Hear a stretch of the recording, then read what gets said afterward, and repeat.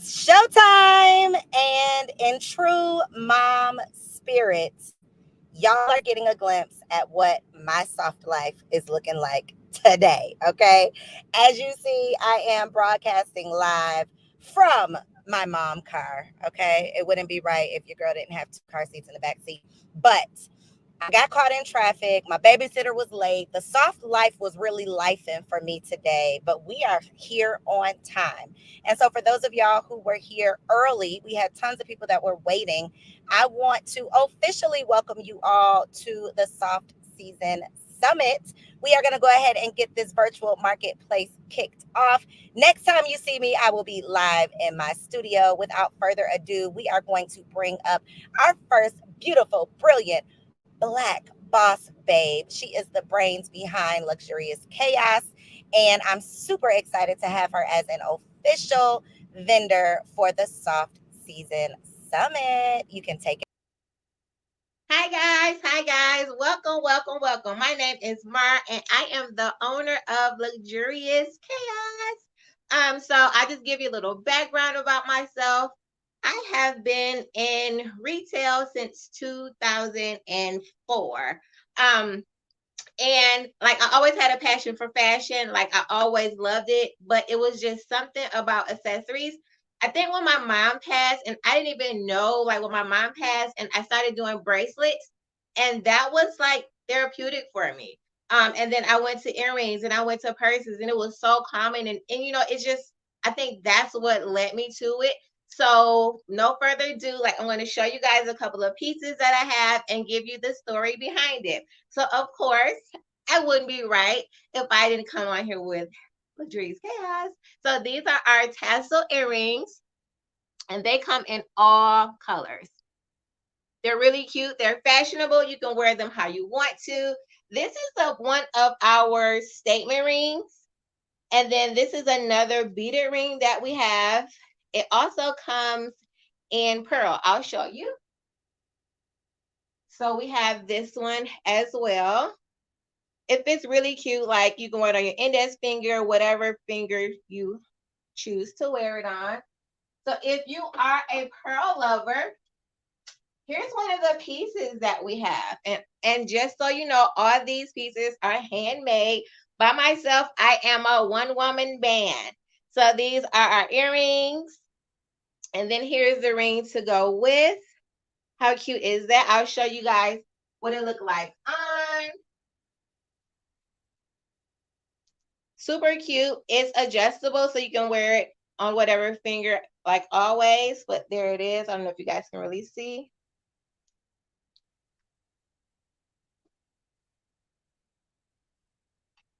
And here are some of our fabulous pieces. This is our new, like I did these this week. These are our earrings that are made with resin. And all these items are actually available on the website. So this will be no waiting, or everything is already handmade and ready for you. So one of these, I just dazzle out a purse. How cute is that? Look at that. Super cute. This is the bag. This is what it looks like open. You can carry it as such, or you can actually use the strap and wear it as a crossbody, whatever your style of preference is. But this is one of our studded bags. There we have it. Super cute and trendy.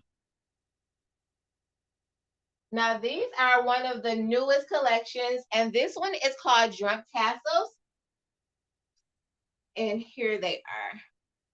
Like these are ostrich feathers, of course, mixed with the yarn, and like, hey Barbie, hey Barbie. Like I should have made these for the movie premiere, but these are super dope.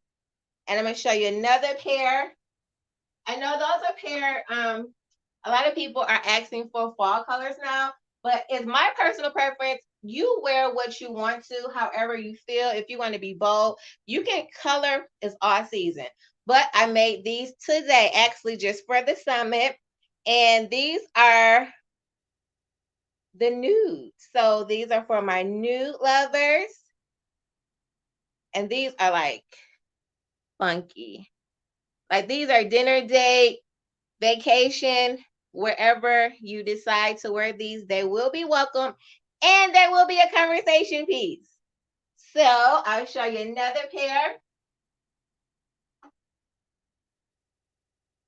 Now these are awesome. These are,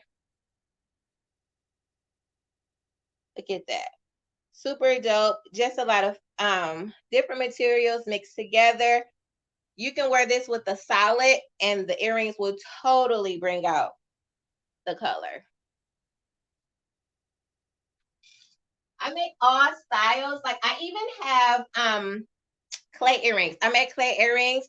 Now Cole, she wore these. I made a black and white pair for her. She wore these on Dear Auntie episode 4. And I do also have the blue and the white.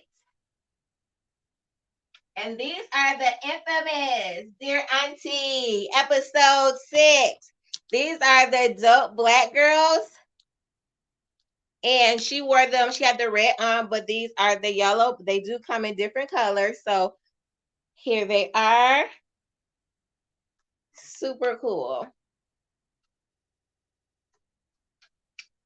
And then I have more studded earrings.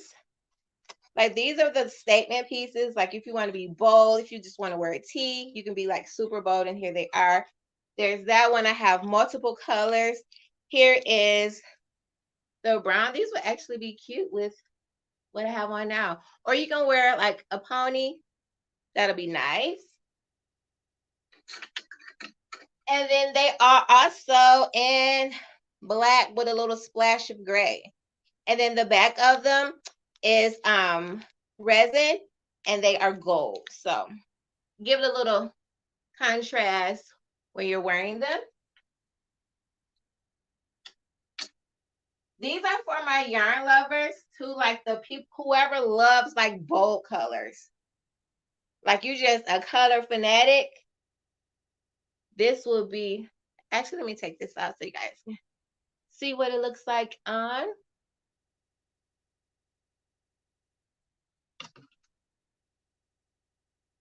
Now this is cute. Let's go to brunch, guys. I'm ready. Who's ready? These are really nice. And these are actually made out of buttons.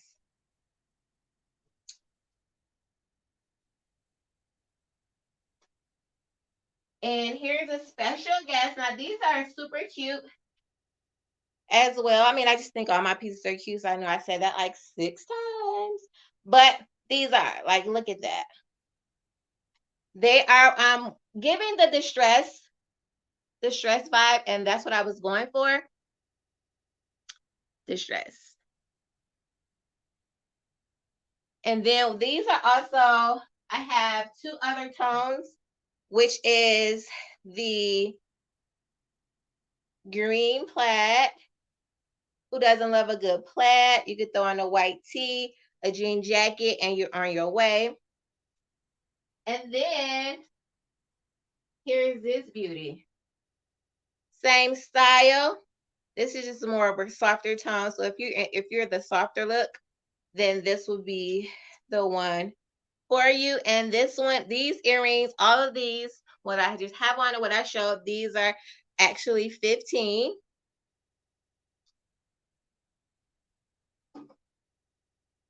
And then everybody love a good button. Who doesn't love a good button just to throw in your button denim? Super cute. You can wear these to the grocery store. You can wear these on your Target run. You can wear these to Starbucks, wherever you see fit. These denim buttons will be welcomed. And these are on the website as well. And then I'm going to show you guys a couple of our stash bags. And these are made out of yarn. Look at that. It's like so boho and so hippie. Like, yeah, it has the Velcro attachment. So you just throw your belongings in there and you are on your way. Okay. And these I have 4 colors in this one. So this one is the multicolor. This one, we have this color as well. We have a little mixture in this one. This one is giving a little hippie look, hippie vibes. And then we have the neon green. Like this will be cute. That would be fabulous, like with some cowgirl boots. Yeah, I can see that. And then we have this one. Now this is my favorite because this gives like the shaggy vibe, like the shag look. It's really cute. They're heavy. You can wear it, you know, hanging on your shoulder. Or, like I said, we're going to do the crossbody. And, like, I'm ready to go with my 2 different earrings on. But, yeah, I'm all set and we're ready to go. Now, I do have some of our tribal earrings. Now, these are really nice. Like, they are giving vibes. I'll show you how this looks on, because those are really dope. This is what it looks like on the front. And then this is the outcome. Super cute. You can wear this like your hair. Like every time I make an earring, I just always like, okay, well, how can a customer wear their hair like, or how can they style it? Like this one is giving long braid vibes, or like your curly natural hair. Like, yeah, I'm all for this one. So this is our tribal. We have these, and these are made out of wood, so they're super light. And I'm always very careful about my big earrings because people think that big earrings are heavy. None of my earrings are over 0.4 ounces. We don't want kilos. We don't want it to put on our earrings. And my earrings are made for all day. Like if you choose to wear them all day, they'll be all day, not just a dinner look. And here is one of my favorites. Like this one is super unique in the style and the edge of it. I just love it. And the color, if I can get it in. Okay, there we have it. And the color is like cool. I'll turn to the side so you guys can see.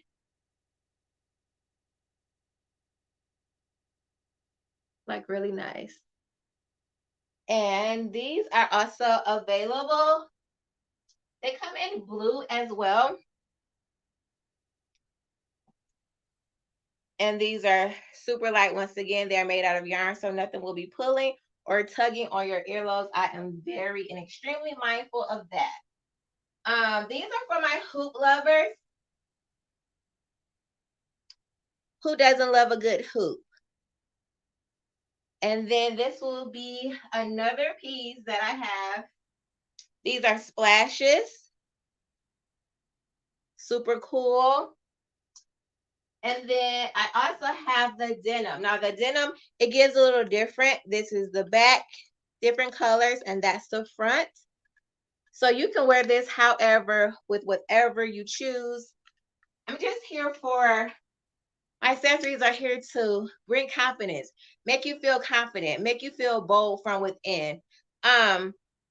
Everywhere you go, you don't have to have the same piece. You know, every time you go to somewhere, you don't have to have the same piece. If you go to Claire's or go to the mall, you can't really find something that complements you.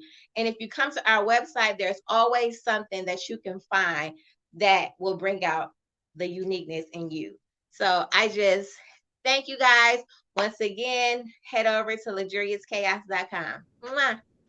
Yes, that was amazing. Thebomb.com. Thank you. Of course, head over to shopluxuriouschaos.com. I enjoyed your segment.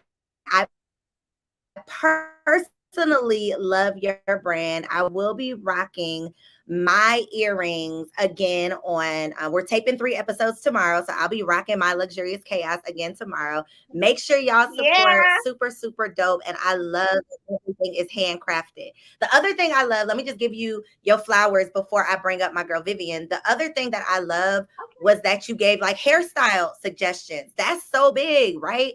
That's so big for Black women who are always style, and for you to throw in those suggestions, I thought that was really, really dope. So kudos, Thank congratulations for doing an amazing job. Yes, and thank you for being here. I'm excited. Thank you for having me. I'll see you soon. I'm gonna be sending you more stuff. Please do. I cannot wait. Thank you, thank you, thank you. And thank you for being a vendor at the Soft Season Summit. Thank you. Enjoy your day. Y'all, listen, we are kicking day one off strong. Okay. That was my girl Mar representing Luxurious Chaos. You can visit her boutique, her online boutique at shopluxuriouschaos.com. On Instagram, she is at luxurious.chaos. Let me put that up so there is no confusion. As y'all can see, I am in my studio. Okay. We have made it, and I'm so excited to keep this party going.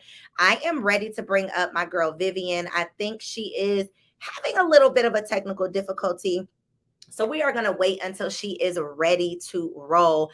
I hope that you all are as excited as I am about the Soft Season Summit. Okay. Today is day one. We are kicking off this experience 3 hours every single night for the next 4 nights. So we are going to be spending 12 hours together this week. And my mission is to create a safe space for Black women just like you to step into their soft season. And we have so many exciting things planned for y'all this week. Okay. So as y'all know, we are here in our virtual marketplace where you have the opportunity to support and shop with some Black woman owned businesses every day from 6 to 7 p.m. You can join in and meet some bomb Black women who own some amazing businesses. Then from 7 to 9, we got some major programming in place. Okay. Everything from pep talks, which we are about to kick off in about 40 minutes. We got some fireside chat scheduled, some panel conversations. We have live workshops, on-demand masterclasses, you name it. We got you covered. If you are a Black woman who is ready to step into her soft season, then you are definitely in the right place. All right. So we are going to keep this party rolling. My girl Vivian is going to be coming in the studio in just a moment. She is on Instagram at Vivian Olo. Vivian, if you can hear me, let me know in the chat. If you are able to hop in, let me know. On my end, it says device is not connected. So it's saying you have to connect your device before it'll let me add you in. So while we are waiting on your devices to connect, guess what, y'all? I got a giveaway. Okay. Now, I didn't tell you how you were going to be able to win this giveaway, but I'm actually giving away our very first prize to the person who wasn't necessarily here first, but she was the first person to drop into the chat. And so if your Instagram is T Brown, T Brown was commenting at 6:01 p.m. So shout out to you, T Brown. If your name is T Brown, I'm not going to tell you what you won just yet. I'm going to let you know tomorrow what your prize is. But trust me, you are going to be excited to be the winner. Okay. So without further ado, I'm going to go ahead and bring up my girl, Vivian, so she can let y'all. She has so many businesses, so many amazing things popping, and I don't even know what she's here to talk to y'all about today. Okay, so your guess is as good as mine, but whatever it is, it's gonna be good. So get your notebooks ready, get your phones out in case you need to scroll, post, shop, whatever it is that she has for you all. We are about to get started. So without further ado, there's my girl Vivian. Hello. Hi, everybody. And if you're watching this on the replay, put hashtag replay in the comments. Now, I am going to ask you all to give me some grace. And in this soft season, we are celebrating no matter what is going on, right? And so let's give a big shout out to our girl, Coriel, who's making this thing happen for us, all of the amazing speakers who are going to be joining us over this next couple of days. Can we put can we put a 1 in the chat? Put a 1 in the chat if you're here to celebrate this soft season. We're going to have a great time. So I am here with you all today to talk about Stumbling Through Adulthood, which is my book. It is a collection of 25 short stories where we're talking all about how to get to that next level within your life. And, I've been joking and saying, if I were to write a guidebook on how to be soft, Stumbling Through Adulthood would be it. So Stumbling Through Adulthood, like I said, is a collection of 25 short stories. And the reason why I put this book together is because in building my business, Flourish Media, this multi-million-dollar marketing firm based in Miami, Florida, I've had a wonderful opportunity to build my brand. But the thing I'm the most excited about is the fact that several years ago, my business partner and I raised $15 million, that's $15 million, to invest into businesses that are owned and operated by women.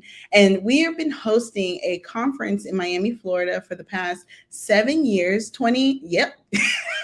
Thank you, Corey. So 2024 is going to be our 8th year hosting this conference.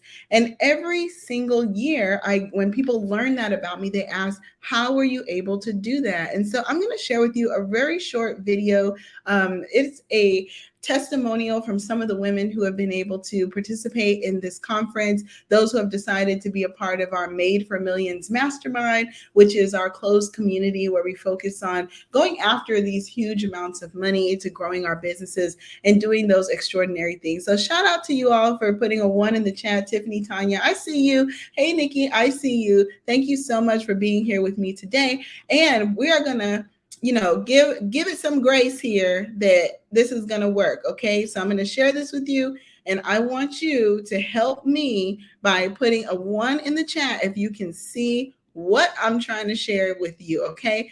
So you all help me be great here. And here's the Made for Millions Mastermind. My name is Amy Bienemy, Chief Creative Officer and founder of Grayson Enterprises.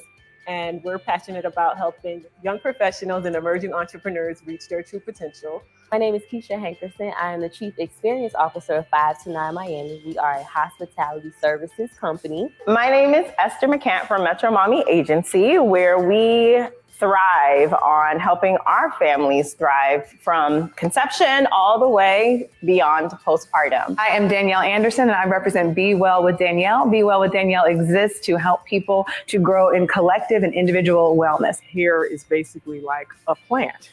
Your scalp is a soil, and as the soil is nurtured, the plant grows. If you're a woman entrepreneur and you're looking to up-level your business, we invite you to join the waitlist for Made for Millions Mastermind. We have a rolling enrollment, and you can find out more at flourishmediaco.com. So it is my passion. I want women to find joy through entrepreneurship. And like I said, the reason why I'm here with you today is to support my girl Coriel, but also to make sure to remind you that as you're building your tomorrow, that the opportunity to be soft, to walk in your feminine energy, to date the way you want to date, to parent the way you want to parent is available to you. And you don't have to put that aside in order to reach your goals as a woman business owner and in your entrepreneurial journey. When I met my husband, I met him on Tinder, girl, because I was out here in these streets. Okay, I was out here in these streets. And I'm just so blessed that it just so happens that my first Tinder date is my now husband. And in dating my husband and meeting him on Tinder, girl, please do not think that we went on one date and then we were married in a week. No, we were together for 5 years. We dated for 5 years before we became engaged. But once we were engaged, we were together for 9 months. We got married. And now during the pandemic, I had 2 babies.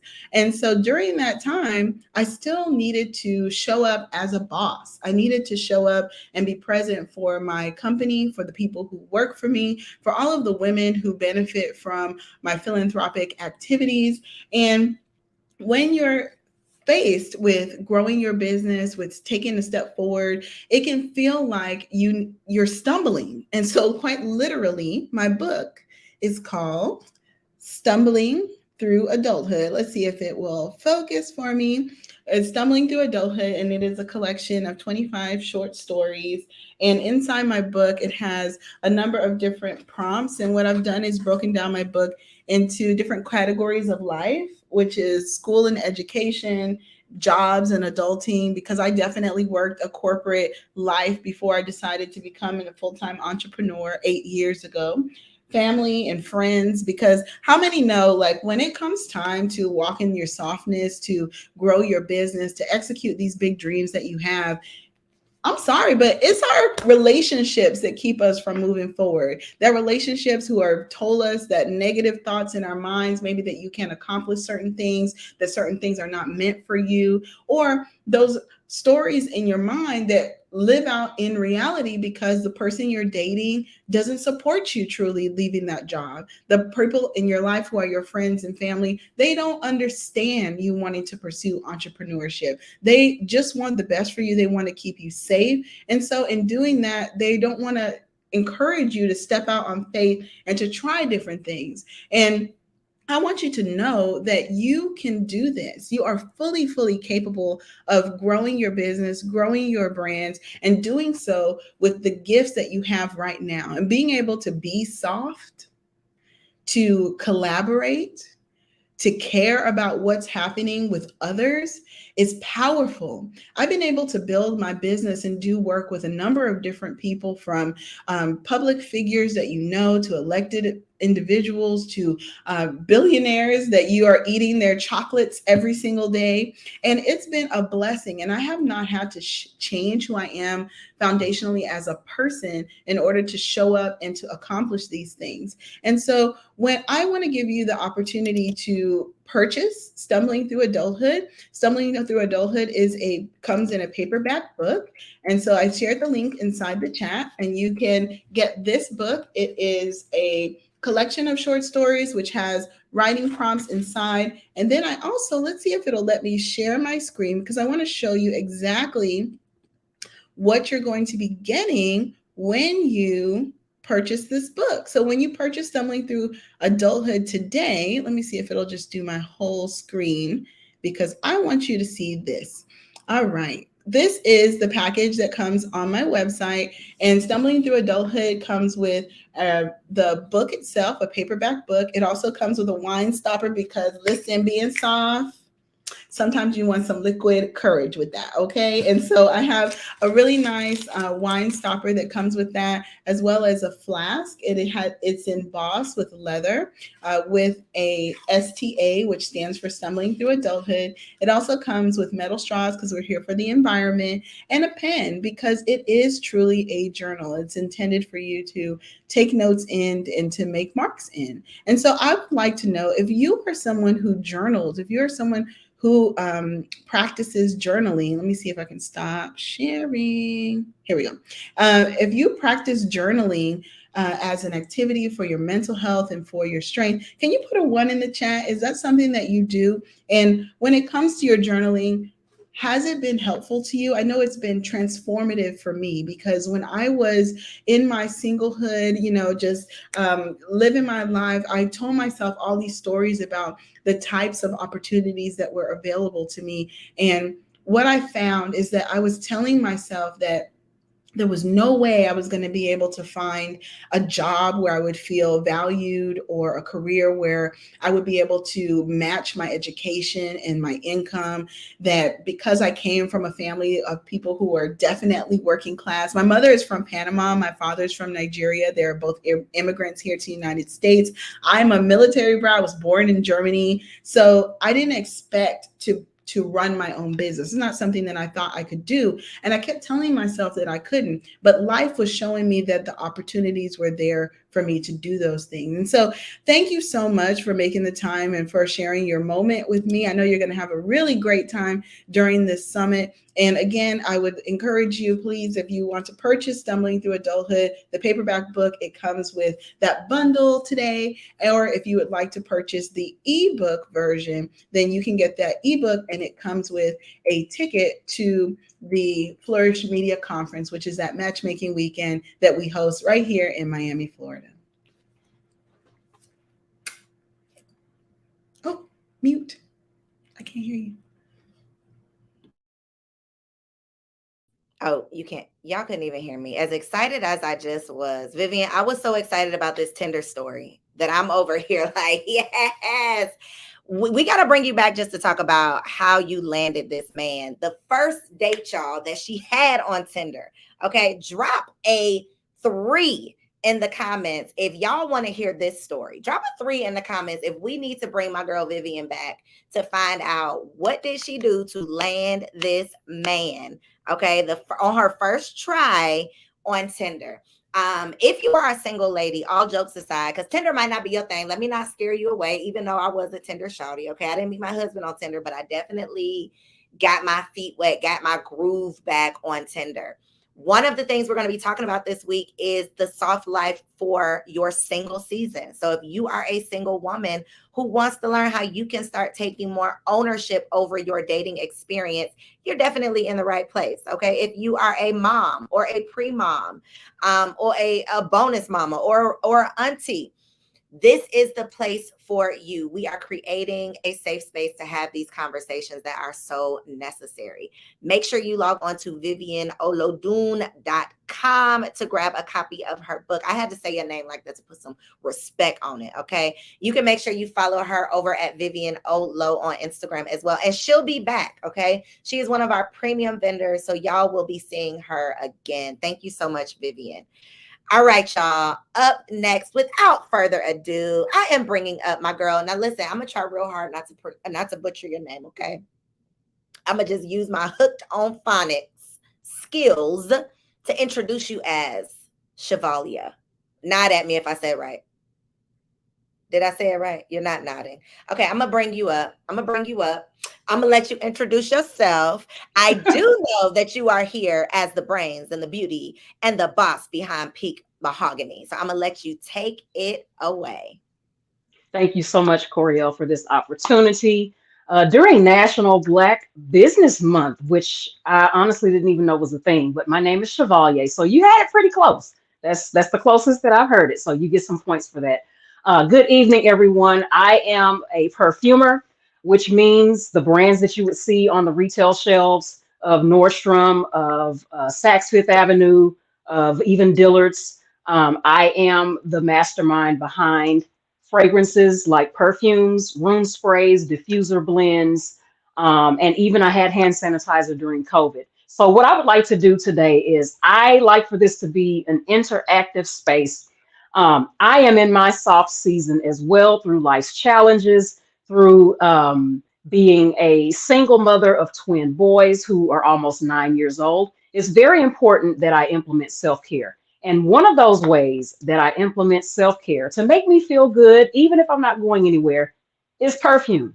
I know that we all love a good scent. We all, even if it's in candle form, we want some kind of scent, even if it's on the lighter side. There are so many different options that we have available through body butters, body scrubs, body sprays, you name it. So I, on the other hand, create perfumes, which, without getting too technical, perfumes are about 20% fragrance and about 80% of what you're using to dilute it with. So I'm not going to do a tutorial today for the sake of time, but I want to show you my go-to for being in my soft season. And I have 3 options. This is my latest release, and it is called Summertime, just like the song. And it has notes of Bananas Foster. I wanted to use some elements that I didn't really hear a lot about in fragrance, like Bananas Foster, some caramel. Vanilla is used, I think, a lot, especially in summer fragrances. We have some lemon notes in here for a nice lemonade accord. And I'm going to show you these different sizes as I'm talking. We have some sparkling peach drink beverage notes inside this bottle. We also have some sandalwood that is imported from New Caledonia, as well as what I would like to call salt and sand. So this fragrance, I released it on my mom's birthday, not necessarily as a tribute to her, but I wanted it to have a significant date. This is the first time that I've ever released a summer fragrance or a season-specific fragrance. I do create fragrances for both women and men. However, this one is gender neutral. So what I would like to show you is if you were coming to me and you were going to create your own fragrance, we would go through some notes and then I would spray it on a tester strip for you and allow you to evaluate it. I know we'll just have to use our imagination, right? I know that you can't really smell it, but you will be able to enjoy on the tester strip or on the skin. And I would just like to know who wears perfume. If you do wear perfume, even if it's just in lotion form, put a P in the chat for me. I would love to see who is wearing fragrance at this time. It's hot here in Texas. It is extremely hot in the triple digits. So it's very important to me that I wear some type of fragrance, something that's going to make me feel good, something that's going to give me a feeling of coolness in a very hot climate. So the next product that I have is a room spray. I am a former educator, music teacher, EC12 certified. And when I was working with elementary school students, one thing that I noticed is the focus was very short. You know, especially after lunch, the children did not want to do anything. And even though I was music and I tried to make it fun, we moved around and we danced, that focus would just plummet after lunch. All they wanted to do was sleep. And sometimes we did. Don't tell anybody though.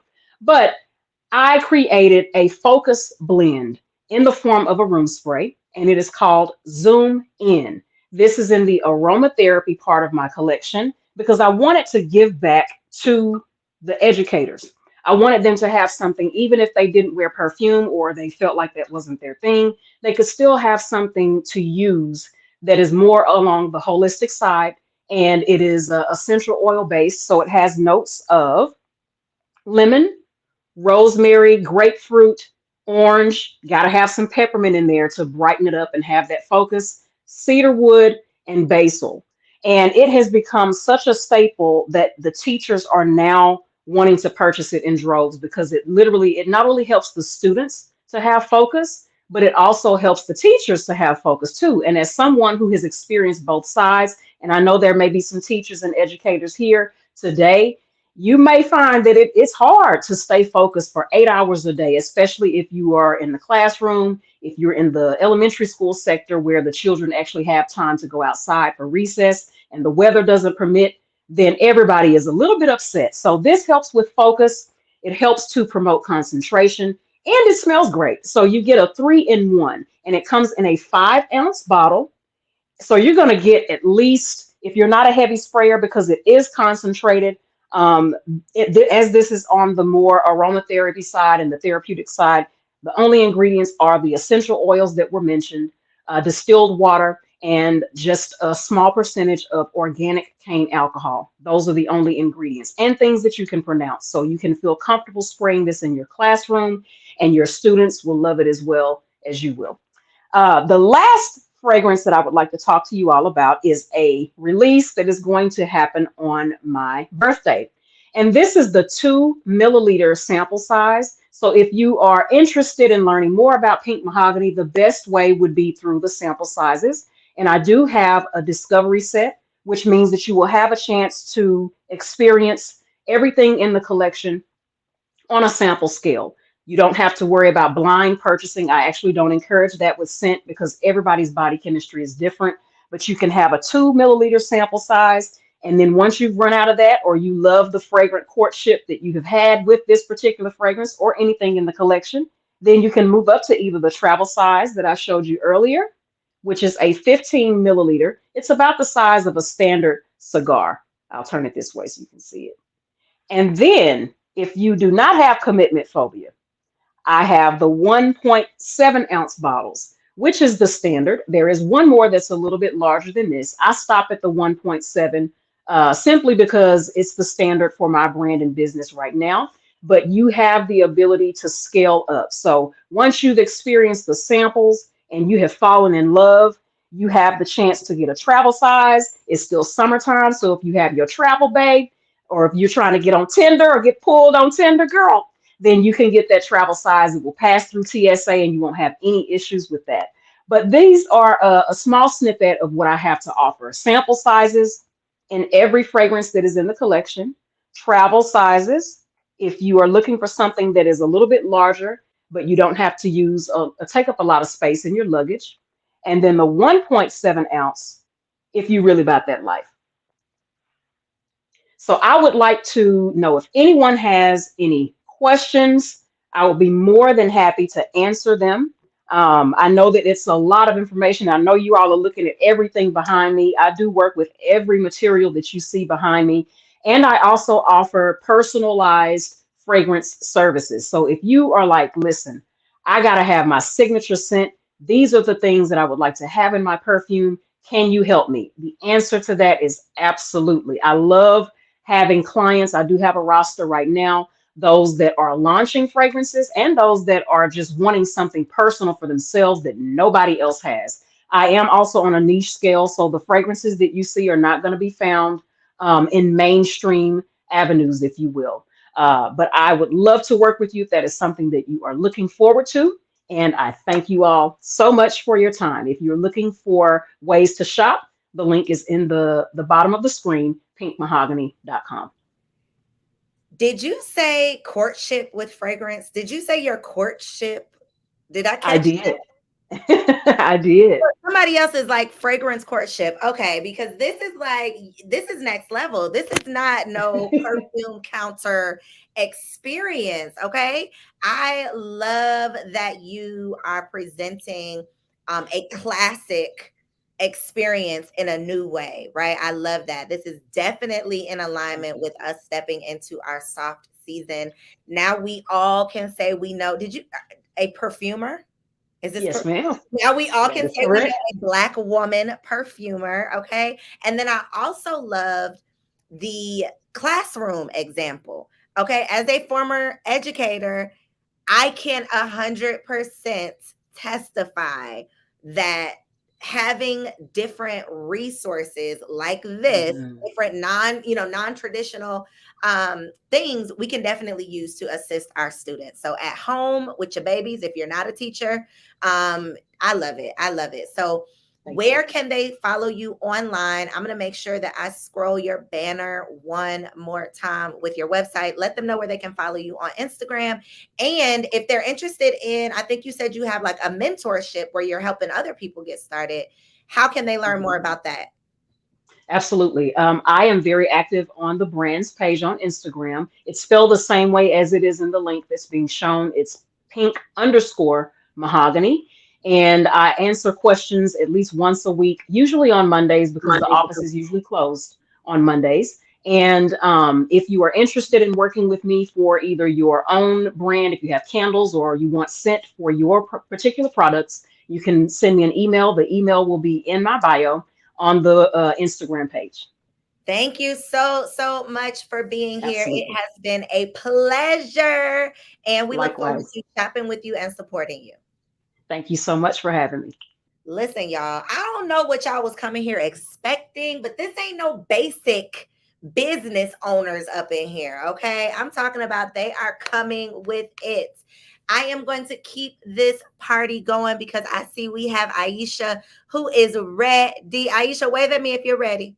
We're like 2 minutes. Okay, she said we ready. Okay, she is ready. So we're going to keep this party going.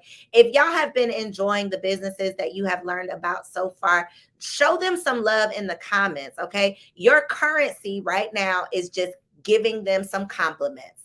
Let them know that we are about to support them. If you are not a fragrance girl, let them know that you're going to pass them on to a friend, okay? Because even if these particular businesses don't have something that you need, we are all connected to other people who may be in need. So make sure that you are spreading the word about these amazing business owners. Without further ado, I'm going to go ahead and bring up Aisha and let you give yourself an introduction. Hi, thank you so much for having me. I am so excited to be here and to be a part of this Soft Summit. It's amazing, I think, what you're doing. Um, yeah, about me, my name is Aisha Reyes, and I am a licensed esthetician, a Reiki practitioner, and a yoga instructor as well. So, as you could tell just by all those titles, that I love to learn and I love wellness. So, my products are Peaceful Body Essentials. We have skincare products. It's basically, I like to say my brand is a high vibrational products for the skin, body, spirit, and peace of mind. Just going through a season in my life years before, just out here searching for peace and stability within myself and, to stabilize myself with everything that was going on. And in the midst of that, always loving skincare when I was growing up.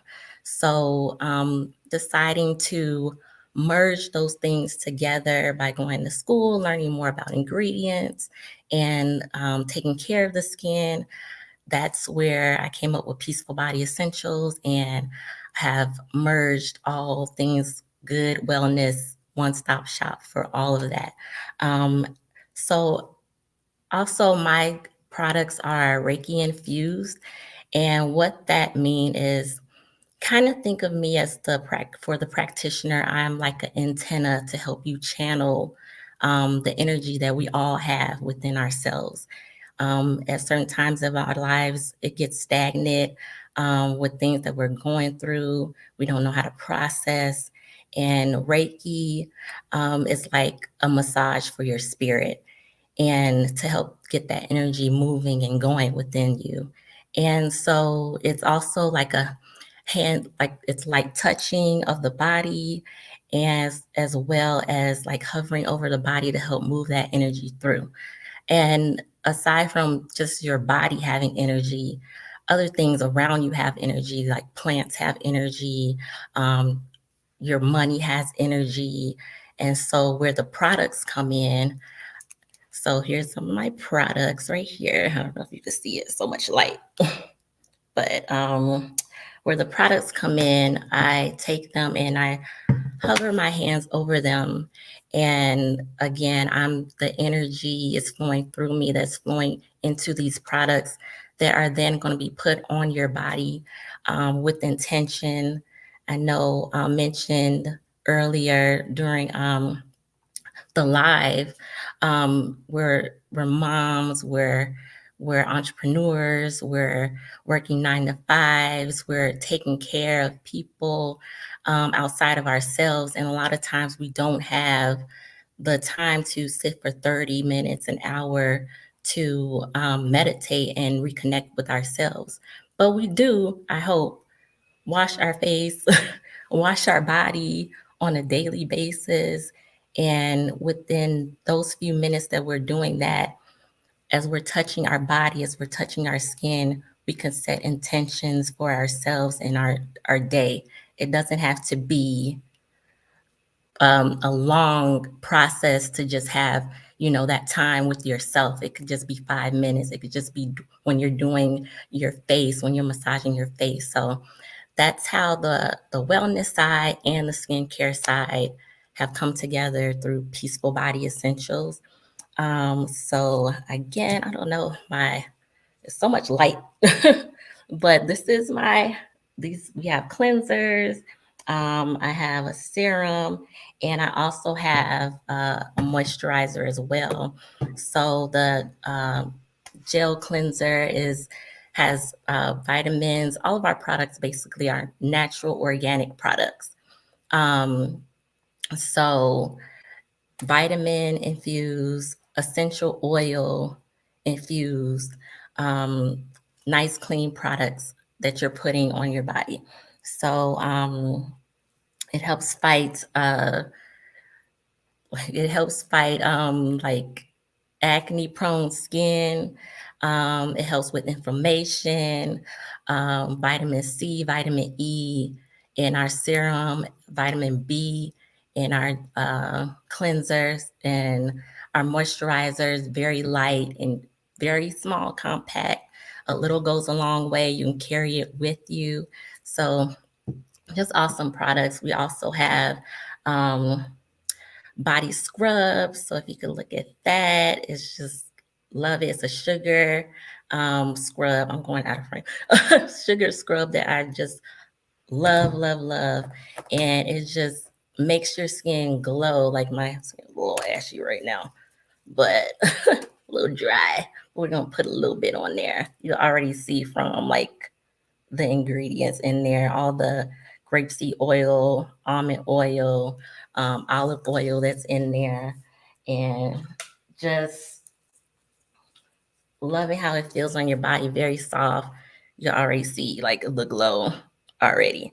And that's not even, I didn't put any like butter on or anything at that point. So just very moisturizing for our skin.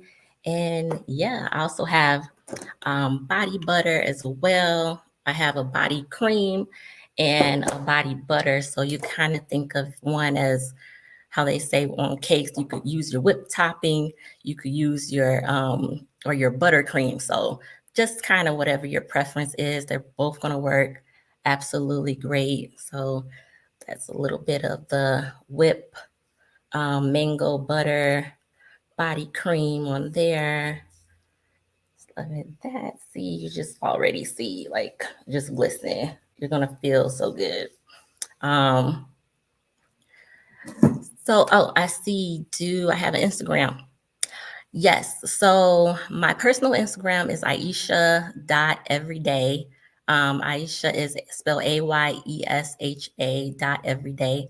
And then the business website is L4.wellness.house, HAUS.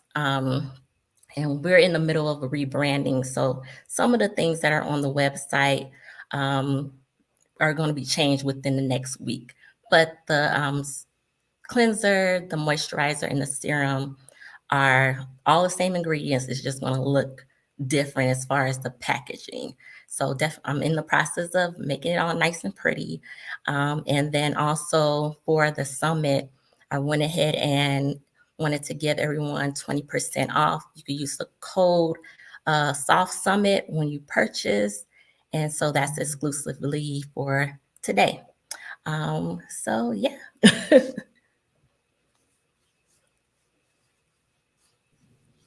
I got a couple questions. Uh-oh. Can I pop in and ask some soft season skincare questions? Yes, for sure. Because I have definitely found myself having these conversations with my homegirls, right? We are creeping up on 40, okay? Oh, I hear you. The conversation is starting to change, okay? The conversation is starting to shift to, okay, wait a minute. I need a routine. I need a regimen. I got to go get these facial. What is like your best advice for a beginner? Someone who does not have like a serious skincare routine, someone who does not get consistent facials. Like where do we start? You definitely want to have a good cleanser. I always recommend a gel cleanser. You can't go wrong with a good gel cleanser, which is what I offer. Serum is going to then target exactly what you're trying to do with your skin. So whether you're trying to be preventative about the fine lines and the wrinkles, you're dealing with hyperpigmentation, your skin is dry, you need more moisture. So the serum is going to then go in and really target that and concentrate that specific issue that you're dealing with. And then moisturizer, you always want a good moisturizer. Like you can never go wrong with having a moisturizer at the end of the day. And then sunscreen. That's another thing that you always want to. I know we always had the stigma and because we have so much melanin in our skin, we don't need sunscreen, but we're getting away from that. You always want to put sunscreen on because especially if you're dealing with hyperpigmentation, you could moisturize, you could put all these other things on your skin, you could do the serum, but if you're not putting on any sunscreen, it's defeating the purpose. That's not going to go away. So those are the basics that I would say start with. Yeah, so definitely having your arsenal of products in your routine. Now, how do you feel about, let's see, I'm always seeing vitamin C, I'm always seeing collagen. These I feel like are like buzzwords. So what are your thoughts on those? Are these just like trendy things, or are these something, are these things we need to start tapping into? It's definitely buzzwords, but at the same time, it is truth to it. Because vitamin C helps with like inflammation. It definitely helps with aging. It helps with sunburn prevention. So vitamin C, I feel like you can't go wrong with that.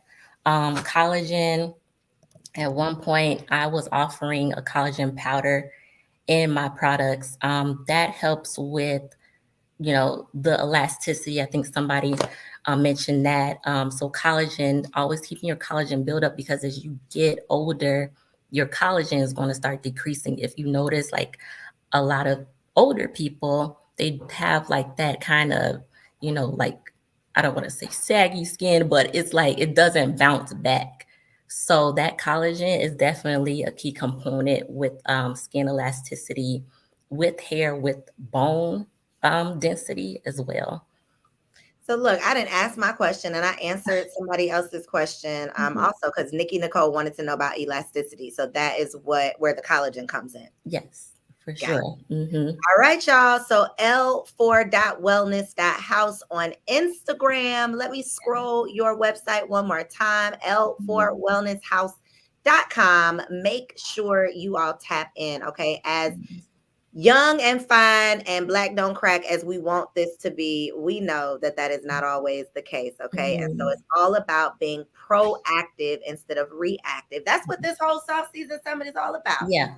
How can we prepare for these things we've been praying for, okay? If we want to live our best lives, that comes with, right, looking good, but not just looking good because you're wearing a mask of makeup, right? Looking good because you are truly taking care of yourself inside and out. So thank you so much, Aisha, for being here. We are so excited to support you and shop with you. So thank you for being a vendor for the Soft Season Summit. Thank you so much for having me. And please don't forget the code Soft Summit for 20% off, just exclusive for everybody here. Soft Summit for 20% off. Do not forget it. Soft Summit for 20% off. Thank you for that extra gift. Yes. So y'all make sure you go support. Thank you.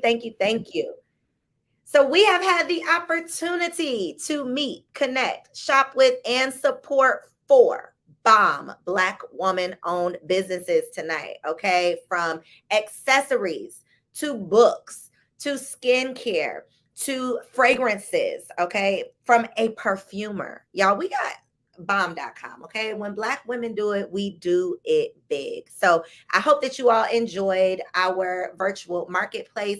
It's just day 1 though. Every night for the next 3 nights through Thursday, I will be presenting you all with 4 additional Black women who you can support, okay? It's not enough to just follow, right, and like a post. We have to make sure we are truly showing support by doing what? Supporting with our resources. So even if these businesses are not necessarily for you, share them with someone who might benefit from them. All right. Now we are going to take a quick intermission because I got to set up for our pep talks. My pep talk ladies just joined me inside the studio. So we are about to get them set up. Y'all have a little video to watch for intermission. Okay. The latest episode of Girl Stop Playing. It's thebomb.com. It features one of our speakers from our very first Soft Season Summit. So sit back, relax, tap into this episode of Girl Stop Playing, and you will see me back again in about 5 minutes, kicking off our very first pep talk of the night.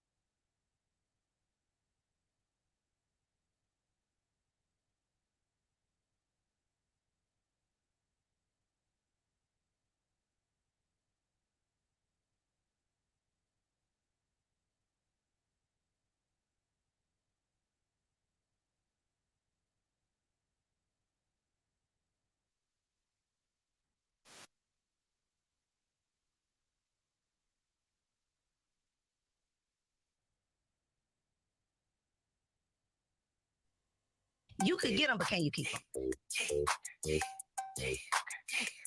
I walk, though, when I walk, though, when I walk, though, when I walk, She all have to take it up. Welcome back to another episode of the Girl Stop Playing podcast. It's your favorite homegirl, Coriel, here to encourage you to stop playing with your potential and start working for what you want in life and in love. I am bringing you the information and the conversations to help you make the money and get the honey. You can have it all as long as you are willing to work. And today you get to meet one of my favorite working women. We got Christina Rice in the building. Hey, boo. Hi, thank you for having me. This I'm is a long honored. time coming. Yes. Girl, please. This is my second podcast. You're supposed to be around for the first one, okay? So Yes. I am excited that we were finally able to get you in the studio. It's my pleasure. Thank you for having me. Are you ready? Yes. Are I you think. nervous? Don't be nervous. I gotta tell the people, I have to warn all of my guests because I don't give like pre-written questions. Everybody comes in like, well, what are we talking about? They're all nervous. And I'm like, I'm not Wendy Williams. Don't worry. I'm not gonna put you on the spot. I'm not gonna embarrass you, but we are gonna get in your business. Are you ready for that? I think A so. little bit. We're gonna get in it a little bit. But I do want to start with the business because so many people who are familiar with you and your work, they do know you from the business. So I want to start by putting a little respect on your name because you've been in these entrepreneurial streets doing the damn thing for quite some time. So we got to talk about that. But the fact that you are a Tennessee State alumni, can we start there? Yes. Wait, are you? Yes. How did I know this?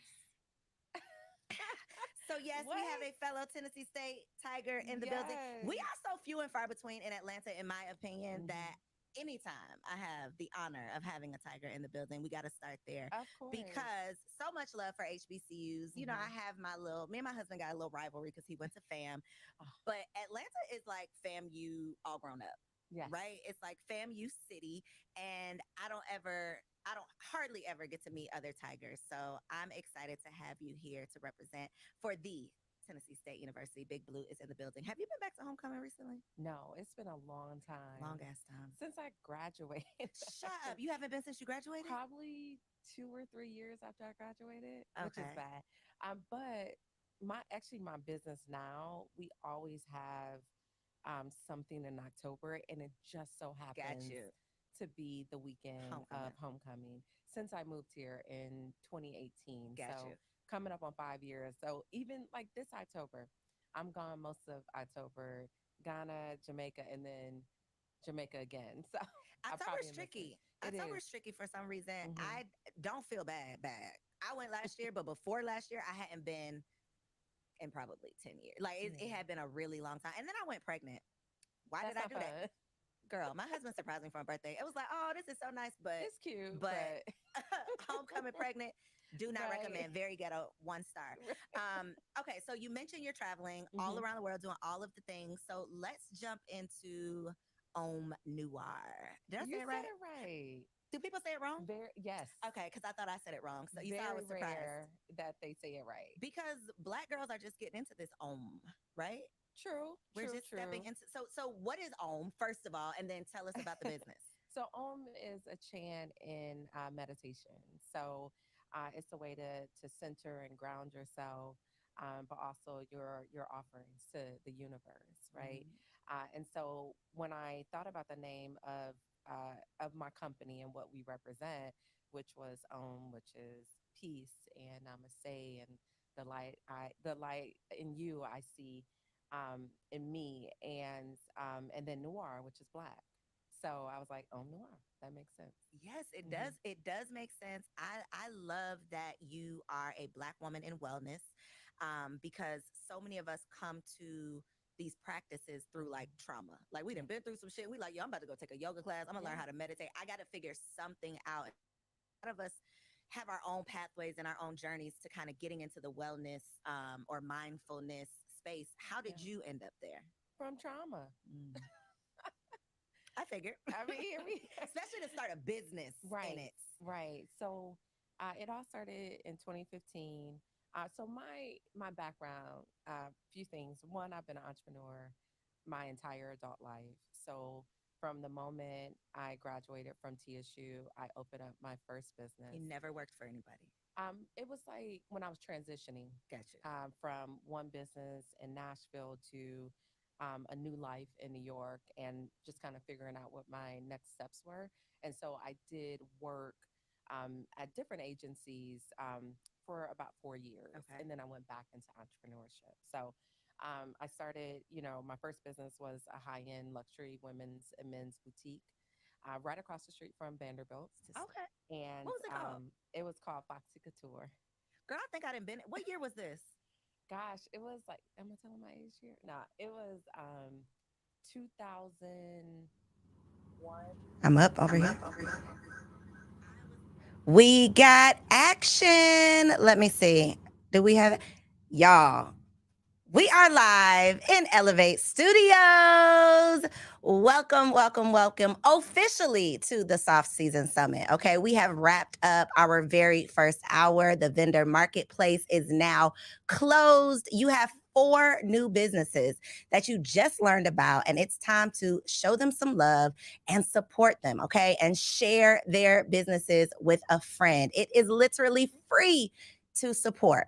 So, as we are kicking off day 1 of the Soft Season Summit, I figured we would open this thing up with just a couple of reminders, okay? I really want to use this opportunity to set the tone, let you know what you all can expect, and then we are going to go ahead and get day 1 started. So if you are just tapping in, and maybe this is your first time tuning in, welcome. I am Coriel. I am the owner of Elevate Media. This is Elevate Studios, where we are broadcasting live from. If you are a creator, a YouTuber, a podcaster, or just a dope creative, definitely check us out and come on into our Atlanta studio to produce your professional podcast. All right.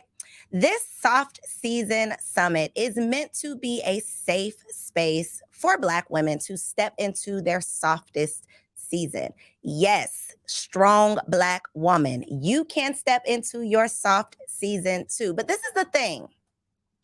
Your soft season may not look like what everybody else's soft season looks like.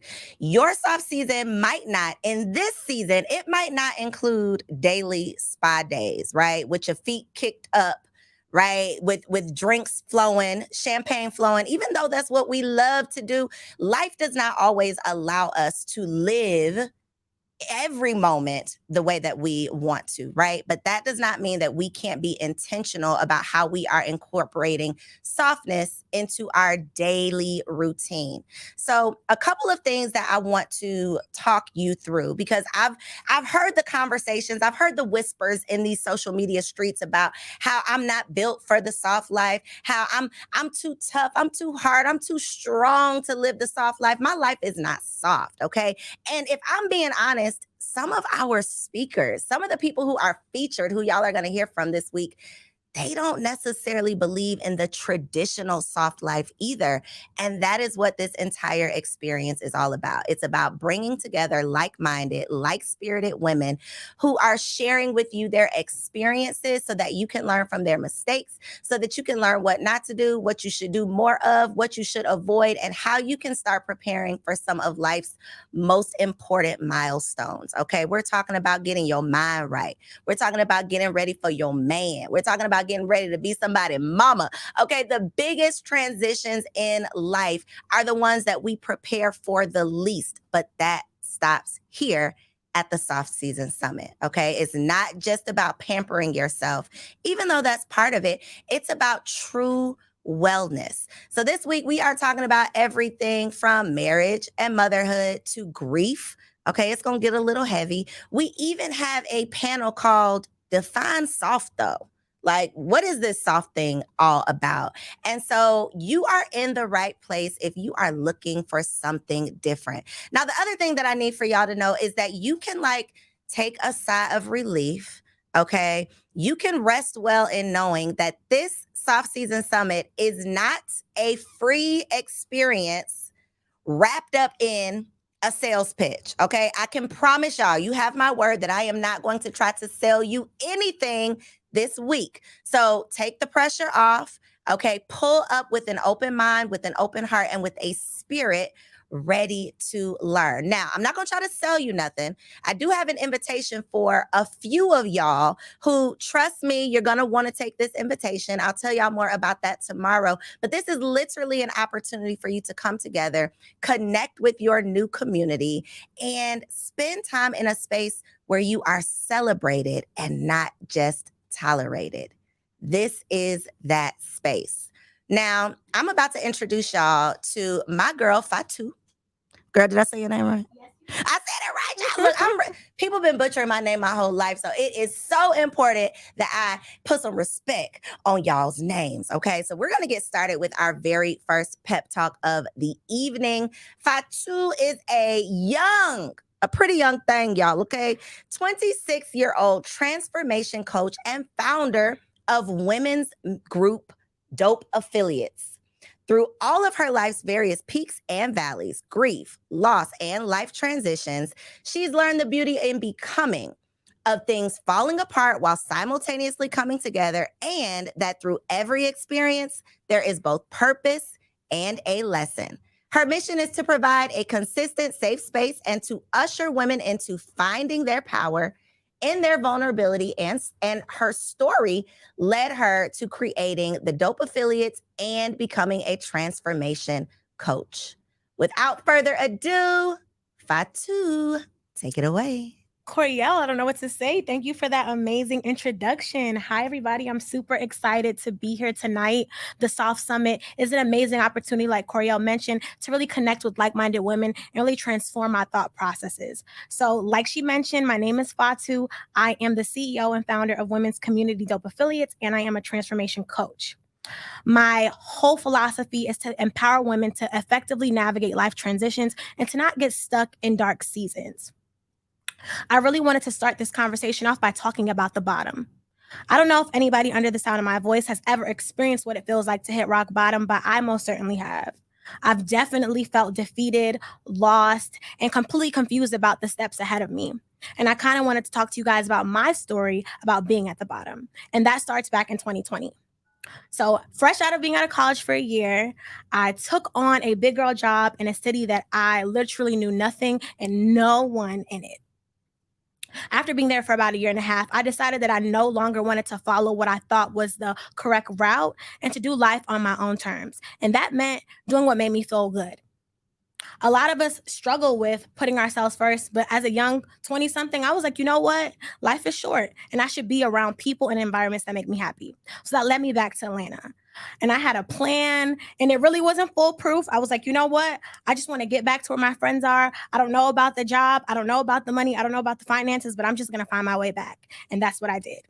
And so I don't know if you guys have ever heard the term, you tell God your plans and he'll laugh at you. But that definitely is what I experienced when I headed back to Atlanta. After being in my adult grown-up apartment all by myself for about 2 months, COVID-19 hit. And I know a lot of us can relate to that very drastic change in how we all did life. Life as what we knew no longer existed, and we were all being moved into something that we weren't really familiar with, and didn't really know what was ahead of us. After about 2 months of being in the pandemic, I went through a series of tumultuous life transitions that really left me stuck.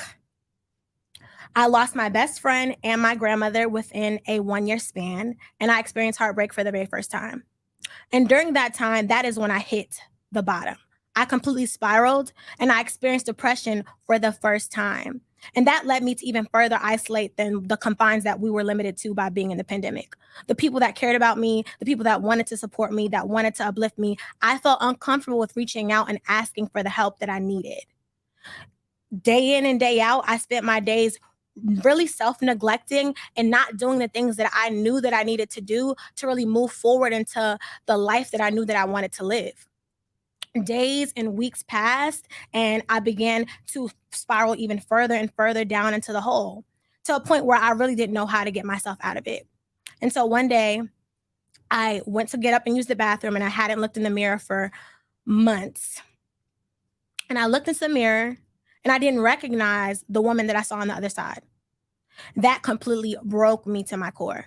I didn't understand how I let things get this bad. I didn't understand how I was willing to sacrifice all that everyone sacrificed to get me to where I was, to just give it all up. And so I broke down.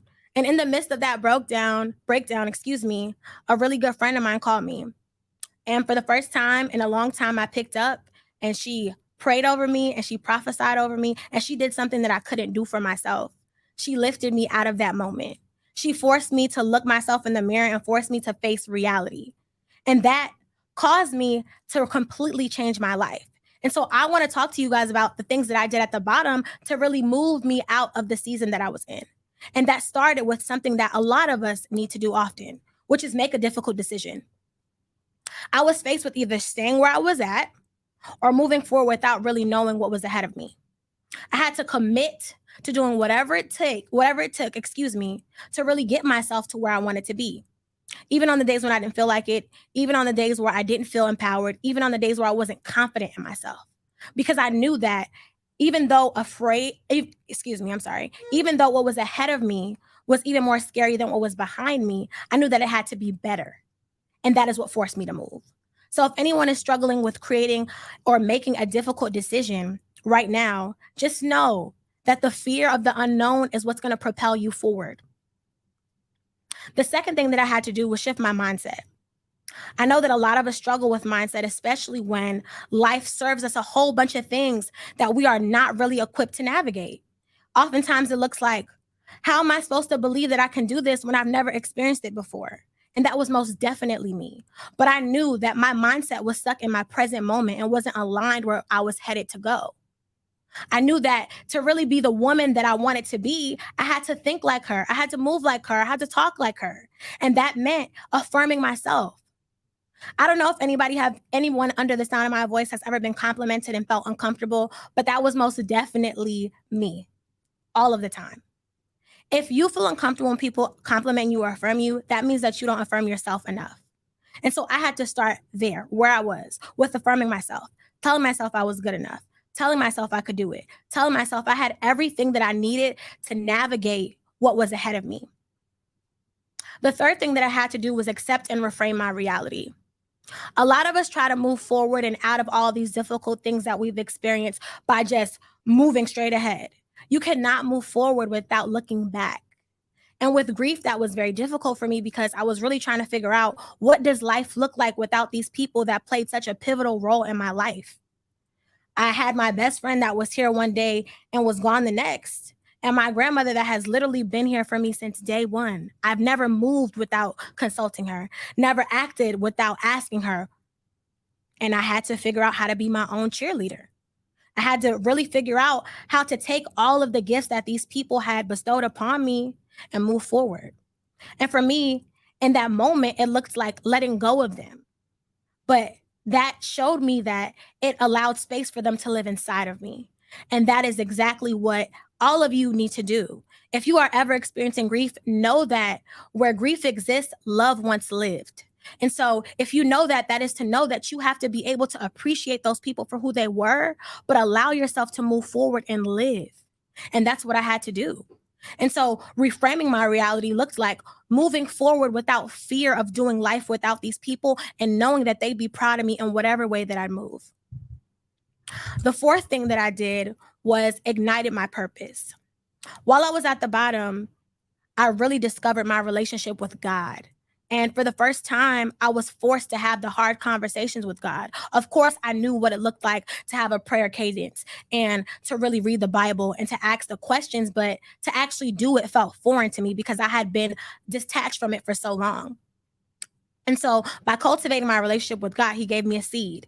He let me know that it was okay to tell my story. It was okay to connect with strangers. It was okay to uplift people, even if I didn't feel so great on the inside.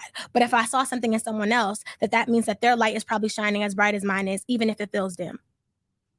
And so after igniting my purpose, I knew that my calling was a lot bigger than just me. And I think a lot of us, when we know that there's an anointing over our lives, the shoes feel too big to fill. And we're like, I don't know how I'm going to move forward. I don't know how I'm going to walk into this big calling that God has given me. The how is not your job. Being confident and knowing that it's yours is all that you need. And that is what fueled me day in and day out. And so when I started Dope Affiliates and when I really started my community, I knew that it was a lot bigger than me and a lot bigger than just my story. I wanted to use my story to empower the women that were around me. A friend once shared with me that pain shared is pain lessened. And I'm a firm believer in that now. Community can do so much for a person that is hurting. Even if it's not grief, if it's just life serving you disappointment after disappointment, there is somebody out there that has walked the same shoes as you. And by having those conversations, you might be able to look at your circumstances from a different lens. And so I hope that anybody that's struggling with really connectivity, that they look to other people, not as an opportunity for them to be down on themselves, but as an opportunity to really look forward and be empowered by the women that have paved the way for all of us. The last thing that I did was I learned how to pivot. And a lot of us only consider pivoting when it comes to business, right? The business doesn't work out, so we do another thing, or we do another thing, or school doesn't work out, so we change our major. But pivoting in your personal life is crucial. If you know that the way that you are doing things in life currently are not working, you are the authoress of your novel. You are empowered to change and rewrite the narrative at any point that you see fit. And so that is exactly what I had to do. I knew that the way that I was doing life didn't make sense for what I thought and what I was saying that I wanted. If I want to be this empowering person, if I want to be able to touch all these people, I have to show up for myself. I have to implement routines in my life. I have to change my community and my surroundings. I can't be around certain people anymore. I can't just say anything out of my mouth because other people are watching. And so when it comes to pivoting in your personal life, it looks like showing up as the future version of yourself. You don't automatically become that person overnight. There are daily deposits that you give to the future version of yourself by starting the habits today. And for me, that also looked like shedding the weight of my past. There was a lot in my past that was holding me down. I was feeling bonded to my trauma, to my shortcomings, to my disappointments, to all of the things that I wasn't able to forgive myself for. And that was really the disconnect between where I was and where I wanted to be, really embracing the power of my vulnerability. And as Black women, I know that is one of the number one struggles of our community. Not being able to really be vulnerable, but also not allowing people to occupy our space when we do feel vulnerable. And so when we talk about living a truly soft life, that looks like embracing the power of your vulnerability. When I was growing up, I grew up in Harlem, New York. I don't know if anybody listening is from New York, but shout out to the New Yorkers. Growing up in the concrete jungle, you really don't have much opportunity to be soft. In fact, it's probably frowned upon, right? The hustle and bustle of the city, we're focusing on the next thing and the next thing and the next thing. And there's really no time to really feel because we're so focused on what's ahead. So when I did move to a place like Atlanta and I was forced to slow down, I really struggled with connecting to how I felt because I was always focused on the final destination instead of simply just enjoying the journey. And so to really live a truly soft life, it looks like doing life on your own terms, on the days where you feel weak and on the days when you feel strong. It looks like being able to allow other people to show up for you. When you are feeling heavy, allowing other people to carry the weight. Burdens are not meant to be carried alone. My mom always told me this one thing growing up, and it always sticks to me to this day. The only thing that you can do alone in life is fail. You need community. Connectivity is your birthright. Being shocked and electrified by humans that really see your gifts is pivotal. And so when we think about Coriel's purpose of the Soft Summit, it's about living a soft life, but it's about really walking that path. It's about being able to do life at ease. It's about not feeling forced and allowing things to flow. And by allowing things to flow, you have to first make that decision. And so I hope that everyone listening at least took something from what I said today. But if nothing else, I hope that you really feel empowered to live softly and on your own terms. Thank you, guys. Round of applause for my girl Fatou. Yeah, I feel like I gotta say it with some sauce on it, right? Well, a little spice on it. Okay, she said some things that really just touched me that I want to just mention really quick. One of the things that she said is where grief exists, love once lived. And that was like such a profound thing to me, because I think when we think about grief, it's usually in the sense of, you know, obviously we've lost something and there's a negative connotation with it. But obviously the lack of it is showing us how much love once existed. And so there's a gift in everything, even grief. And then the other thing that she said, the only thing that you can do alone is fail.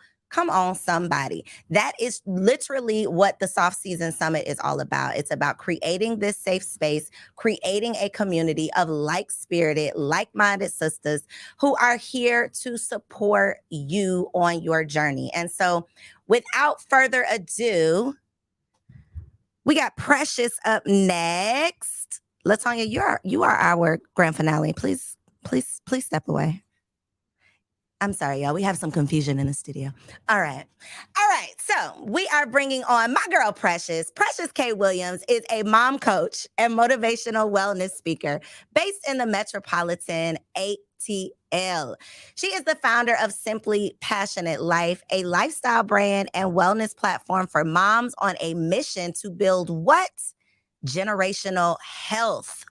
Precious educates moms on how to lift themselves first in order to create a ripple effect in the health of their families. Her mission is to train moms on how to lighten their load, ignite their spark, and embrace a freedom mindset so they can finally take their turn in their own lives and build generational health. Precious earned her bachelor's degree in health science at Howard University and a master's degree in counseling at Georgia State University. As a result, she is extremely passionate about education and holistic health promotion.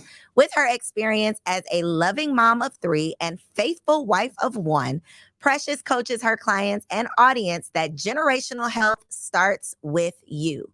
You can't afford to put off your health another day. It's mom's turn. All right, mom, without further ado, welcome Precious K. Williams to the Soft Season Summit. Hello. Hi. Hey, guys. I'm so excited. This is awesome because, like, you're on my couch, but it's not really my house. So just pretend like we're at my house. Everything that Coriel said about me is true. First of all, let's give this mom, wife, boss, queen her flowers just in the chat. I need to see some flowers going because I can see the chat, which is like awesome. This is Instagram, basically. I am Precious K. Williams. What she said about me is true. I am Ghanaian bred, 2 Ghanaian parents, Chicago raised, ATL paid, Howard trained. Okay, so you're going to get a little bit of an eclectic mix. Okay, you're going to hear a little bit of Jesus and a little bit of Knuck If You Buck, okay? So just be prepared. If you're down for that in the chat pod, give me a whole bunch of ones. We're here. Y'all are my day ones. Absolutely. Above all, I'm God's daughter. I'm a daughter of God. And I make sure to tell you guys that today because you're a daughter of God. God loves you. God cares about you. Wherever you are in your motherhood journey, you are still so valuable to him. One piece of advice that I got before I even had children was that you're God's daughter first. And I've had to go back to that so many times because if any of you all know, there ain't no hood like motherhood. Okay, there is no hood like motherhood, and it can get very, very overwhelming. And so I'm here to tell you that you're loved, you're seen, you're known by God. And so if you're washing the dishes right now, or if you're getting dinner together, I need you to put it down. Give me about 16 minutes of your time so that I can give you a pep talk about one thing, your first gift that you were given as God's daughter, which is your body. Generational health starts with you. Yes, I said generational health. I did not say generational wealth. Now, my girl Cole is going to get me because we all about generational wealth. And absolutely, assets are important. I'm a homeowner myself, a business owner as well. But assets run out. Economies crash every day. The health and the behaviors and the legacy that you lead for your children will never be taken away. And so I want you to take a moment to stop right now, just like I had to take a moment a few years ago and stop to tell yourself that your health matters. Your life matters. Because if you love your children, you got to stop hurting their mother. You got to stop putting yourself on the back burner. You might be moving forward right now, but you can all think of one area in your life in which you're probably putting yourself a little bit on the back burner. And I want you to stop right now.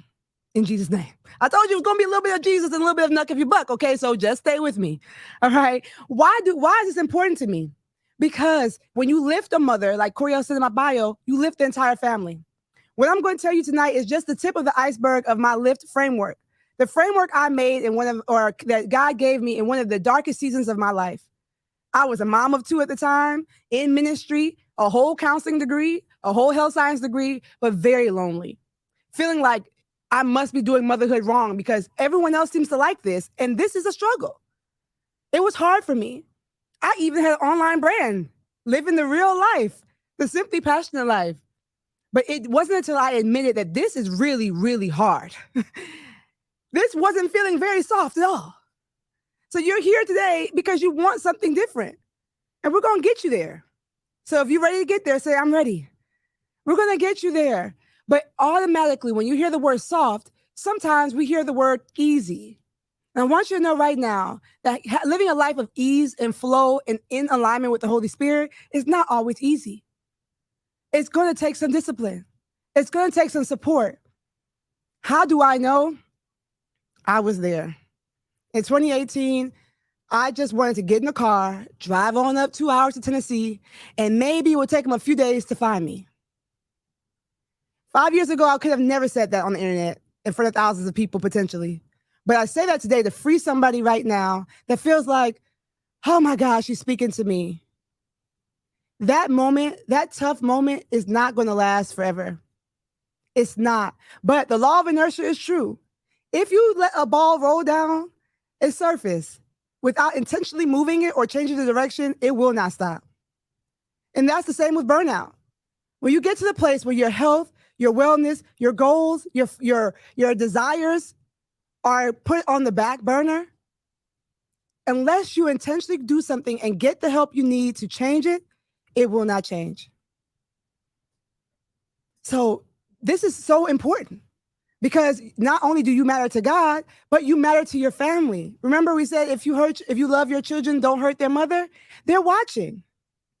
As a first-generation American, I saw my mother burn the candle on both ends because she had to. She was building a legacy for herself. It was her survival mechanism. And I realized that generationally, I was carrying that same thing into the next generation. But that wasn't what I needed to do. I am in a season of thriving, right? And so are you. So what happens when we have a generational habit that is passed on to us, and then we continue to perpetuate it? Our daughters see the same thing. Our sons assume that their wives will do the same thing. And the cycle continues.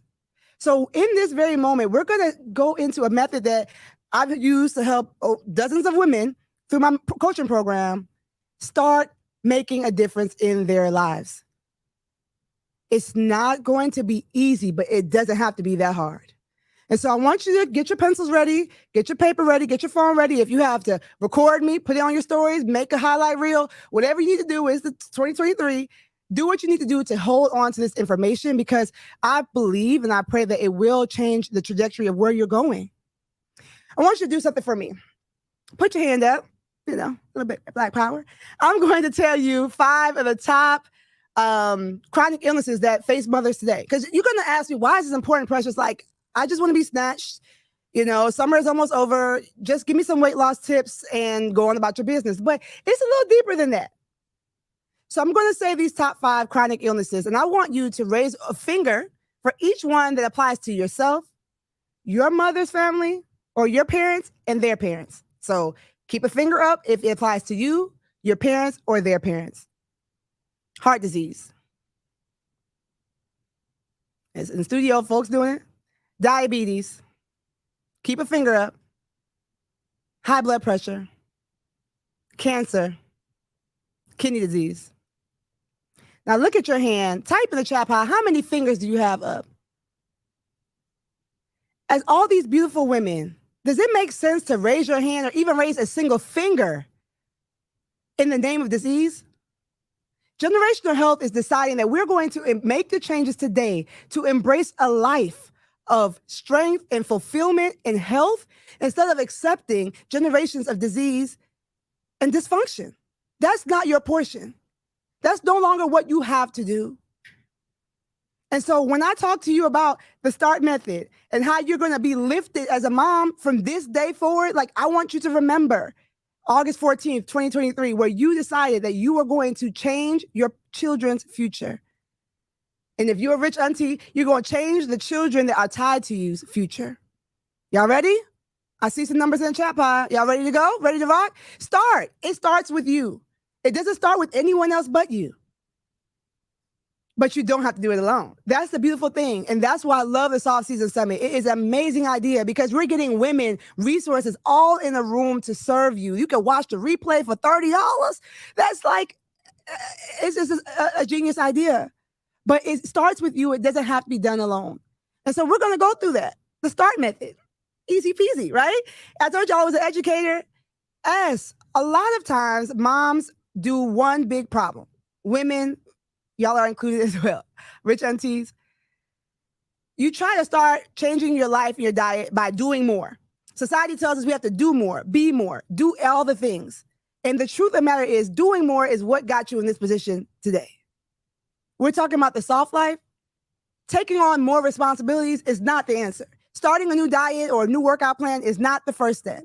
The first step is to make it simple as possible. What in your life are you holding on to that you need to let go? There are responsibilities, there are expectations, there are realities about motherhood that you are holding on to that are no longer the standard. You don't have to be tired, sis. You need to learn how to outsource and delegate the delegatables, as I tell my clients every single day. If there is someone else in your home with 10 fingers and 10 toes, get them up and involved in the process. Mothers no longer need to be martyrs for motherhood. I'm gonna say that again. Mothers no longer need to be martyrs for motherhood. There is no prize for who can be the most tired and outrun mother in America. And I know this is international, so in wherever you live, find a simple way to start. Simple things. And two of the biggest things that just derail a wellness program are sleep and stress. Type sleep and stress. That's the number one question I ask a mom when she sits in front of my table. How many hours are you sleeping and how high is your stress level? Because if you're eating 4 meals a day, protein shakes, Celsius, doing all the nice workouts and Peloton, and you're stressed out and sleeping 4 hours a night, you're not going to have as much progress as you think you're going to make. Not only that, they're watching. Moms don't sleep. It's part of the process. It comes with the territory. Welcome to motherhood. It ends today. You won't ever hear me say that. It gets hard in these streets. There's no hood like motherhood, but it does not have to stay that way. Keep it simple. Think about simple ways to start opposed to overhauling your life. Okay? That is something that I tell every single mom who's going and start a wellness routine. Also, it needs to be tangible. Stop saying, I'm watching what I eat. I've been watching what I eat, Precious. I've been really, that's not tangible. You can watch the fried chicken go into your mouth. Okay. That's not tangible. I need it to be simple. I need it to be tangible. We're breaking generational unhealth, right? So these are the chitlins that we've been eating, the high salt foods that we've been eating, right? The rice and the beans that we've been eating. We have to have a tangible way to say, you know what? I'm going to work on, when I give you free game, I'm going to work on not even eating starch for breakfast. I'm going to eat starch because I'm not overhauling my life, but I'm going to start my morning with whole foods. That's a simple and tangible way that you can change something in your life and build generational health. Because then your children realize that, oh, I don't have to have a starchy breakfast. I can have fruit or I can have protein for breakfast. Because remember, generational health starts with you. Did you guys know that the health and activity level of a toddler is tied directly to the health and activity level of their mother? And you might be asking, like, what about their daddy? Listen, I'm a science major. I don't make this stuff up. I'm just reporting the facts by the CDC. It's true. Everything that you do as a mom, as a caretaker, as a woman that your children are seeing resonates. So keep it simple, but make sure it's a tangible thing that they can hold on to. Having a bedtime routine. Look at your children's bedtime routine. Most generally it's book, bath, bed, or bath, book, bed, some variation of that. Meanwhile, you just fall asleep on the couch. You eating peanut butter and jelly at the end of the day. You're not taking care of yourself as well as you take care of your children.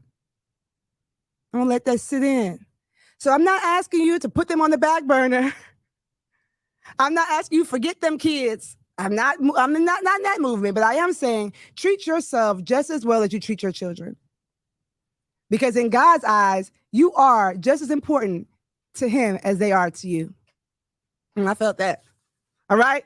It needs to be simple. It needs to be tangible. It needs to be attainable.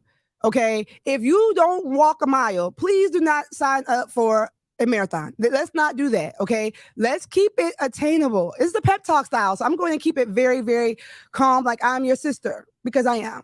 Okay. As a mom coach, I am always encouraging my moms, keep it attainable. Start where you are. Lift, right? Like she said, my lift framework, we're lightening our load, igniting our spark, embracing a freedom mindset, and taking our turn. You've got to make sure you start with something attainable, because the second you do an extreme diet or extreme workout plan and you fail or you don't succeed, something that wasn't attainable anyway, you give up and say, see, I knew that just sitting on the couch and eating Oreos was the way that my life was going to turn out. No, that's not your reality. And God wants so much more for you. Remember, you don't have to do it alone. Get the accountability you need to make it happen. All right. You need to make sure it's simple. You make sure it's tangible and attainable. And you need to be resourceful. Type resourceful in the chat pod. Y'all still there? All right. I see y'all still there. Type resourceful in the chat pod. You got to make sure that you use your resources wisely. We talked about delegating the delegatables. I want you to imagine being in the grocery store. We've all been there, and we're walking through the grocery store that starts with a P, because I know Coriel has sponsorships and stuff, so I'm not going to say the company's name, right? It starts with P, ends with Licks, okay? You're driving, you go in there, you're like, I'm going to get a nice little buggy, and I'm just going to grab a few things, right? So you're holding on to the little carrier, and the next thing you know, it's full. So now you're like, oh, let me get a real buggy. You get to pay for your groceries, and you're carrying 15,000 bags out of the store. And the attendant says to you, do you need any help? Can I help you with some of that? No, I got it. That's the first thing. When you get to the house, you walk out the groceries and you're like, can I help? No, I got it. Why do we do that? Why do we say we have it when we know doggone well we're about to have carpal tunnel in our fingers because we're carrying all those bags and they're too heavy? There are two reasons. Because we've gotten so used to carrying the load that we're afraid if we let one go, the whole load is going to drop. And two, we have a little sense of pride that I carried all this by myself already. What do I look like letting somebody come in at the last minute to take some of the load off? Both of those things are going to lead to your demise. Be resourceful. Intertwine, use the people in your life. If you have people in your home, if you have people in your network, don't be afraid to not only ask for help, but to reassign the things in your life that are causing you to have those high stress levels and the low sleep numbers so that you can then have more space for yourself. Time is a limited commodity. I'm not going to pretend like I'm going to give you more time as a mom coach, as a speaker.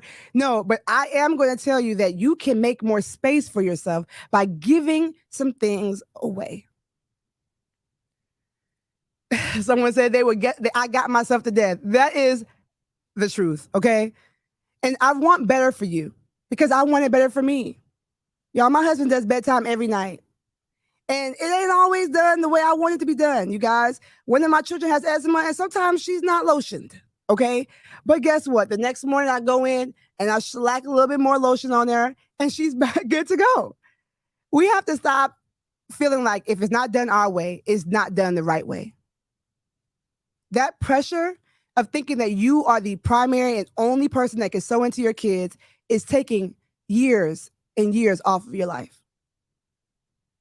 So yes, we talk about securing the bag and getting generational wealth, but I want to see you live long enough to hold that bag for a long time. The stress, the poor eating habits, the poor sleeping habits, the not finding the tangible and attainable goals and resources to actually get the help you need is making you less fulfilled in this role of motherhood. And lastly, it needs to be transformative. Don't keep picking things, the low lift items that aren't really changing anything. Telling yourself that It's going to be okay. I mean, it's okay. I mean, I think I'm pretty happy. You don't have to be pretty happy. You can actually enjoy your children. You can enjoy your life. You can enjoy your reality, but it's going to require a lot of honesty. I would have never got on the internet and say, I don't like my kids every day. I would have never. What? How dare you? You're a Christian. You love the kids. Kids are a blessing from the Lord. And all of those things are true. But the reality is, just like every other job in the world, you have permission to not like it some days. Some days you need some time to yourself. Some days you need to do something transformative that's going to take you out of the place that you're in so that you can see your life for what it's worth. You've got to be honest. God cannot bless who you pretend to be. So being honest and truthful about who you are, where you are, and getting the help you need does not make you any less of a mom. I just want you to know that your kids love you on your hard-headed days, on your irritable days, on your lackluster days. They love you. The fact that you're here tonight means you're trying and doing the best you can. So make the transformation for yourself so that they can see the version of you your friends in college saw. The happy version of you that laughs until they cries. Do not settle for a state of motherhood that is the dysfunction that our ancestors had to have. We don't have to live that way anymore. Generational health is just as important as generational wealth. It starts with you. It starts with me. It starts with us being honest with each other, starting where we are, not being afraid to take the next step, the best next step. You're so important. You're important to me. You're important to Coriel. You're important to all the sisters that are going to speak to you this week. Do not miss a night. Stay tuned. Stay connected with me. I'm Precious K. Williams on every platform. And I am so grateful that you realize today generational health is really your portion. Love you guys.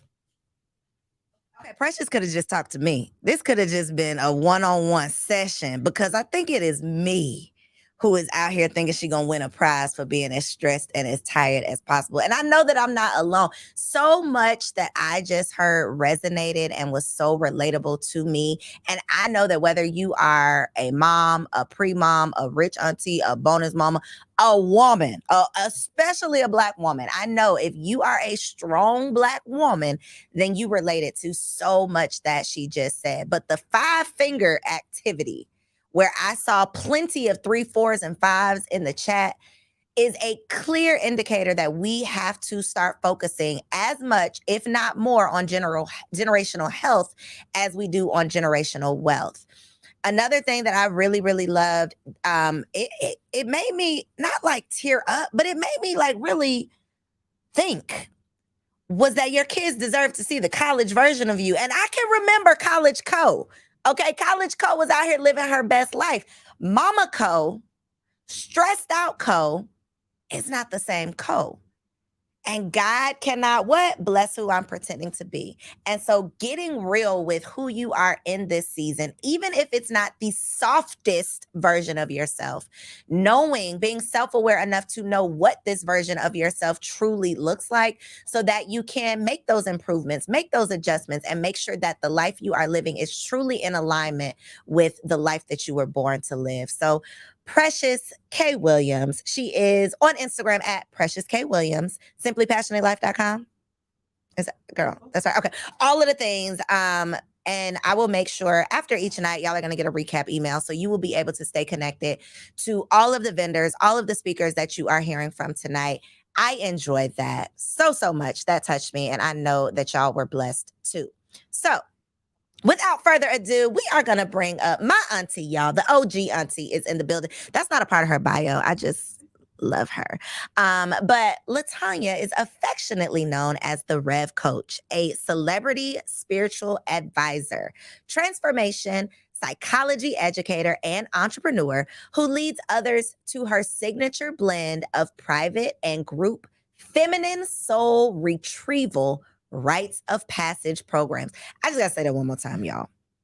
Just listen to what I'm saying. She takes people through feminine soul retrieval rites of passage.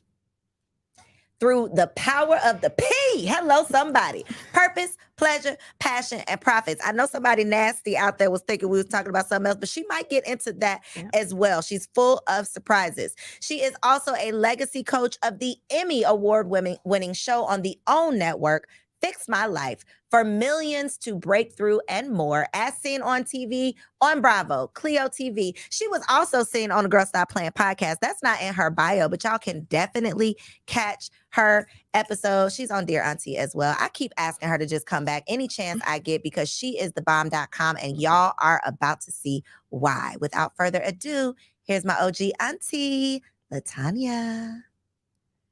Thank you so much. I am so honored to be in this space and to offer a little talk about the new Juicy You. And I'll tell you how I got here and how I am inviting you to your Juicy, to rebirth your Juicy, to your Juicy New. Juicy is a funny word, but let me just tell you who I am again, just so you'll know that I am LaTanya Taylor, affectionately known as the Rev Coach, the Juicy Spirit Mama, the priestess of purpose, pleasure, passion, and profits. And I hope that you get a little bit of juice on all of that tonight. Okay. So, Juicy. Let me tell you about me. I was in the closet for a long time studying Tantra and all of this feminine technology. And when I was studying this technology quietly, I saw all of the things that I already had been prepared to do. I'm a metaphysician, a minister, I am an educator, I majored in psychology. So I saw all of this technology in the feminine. But then life happened.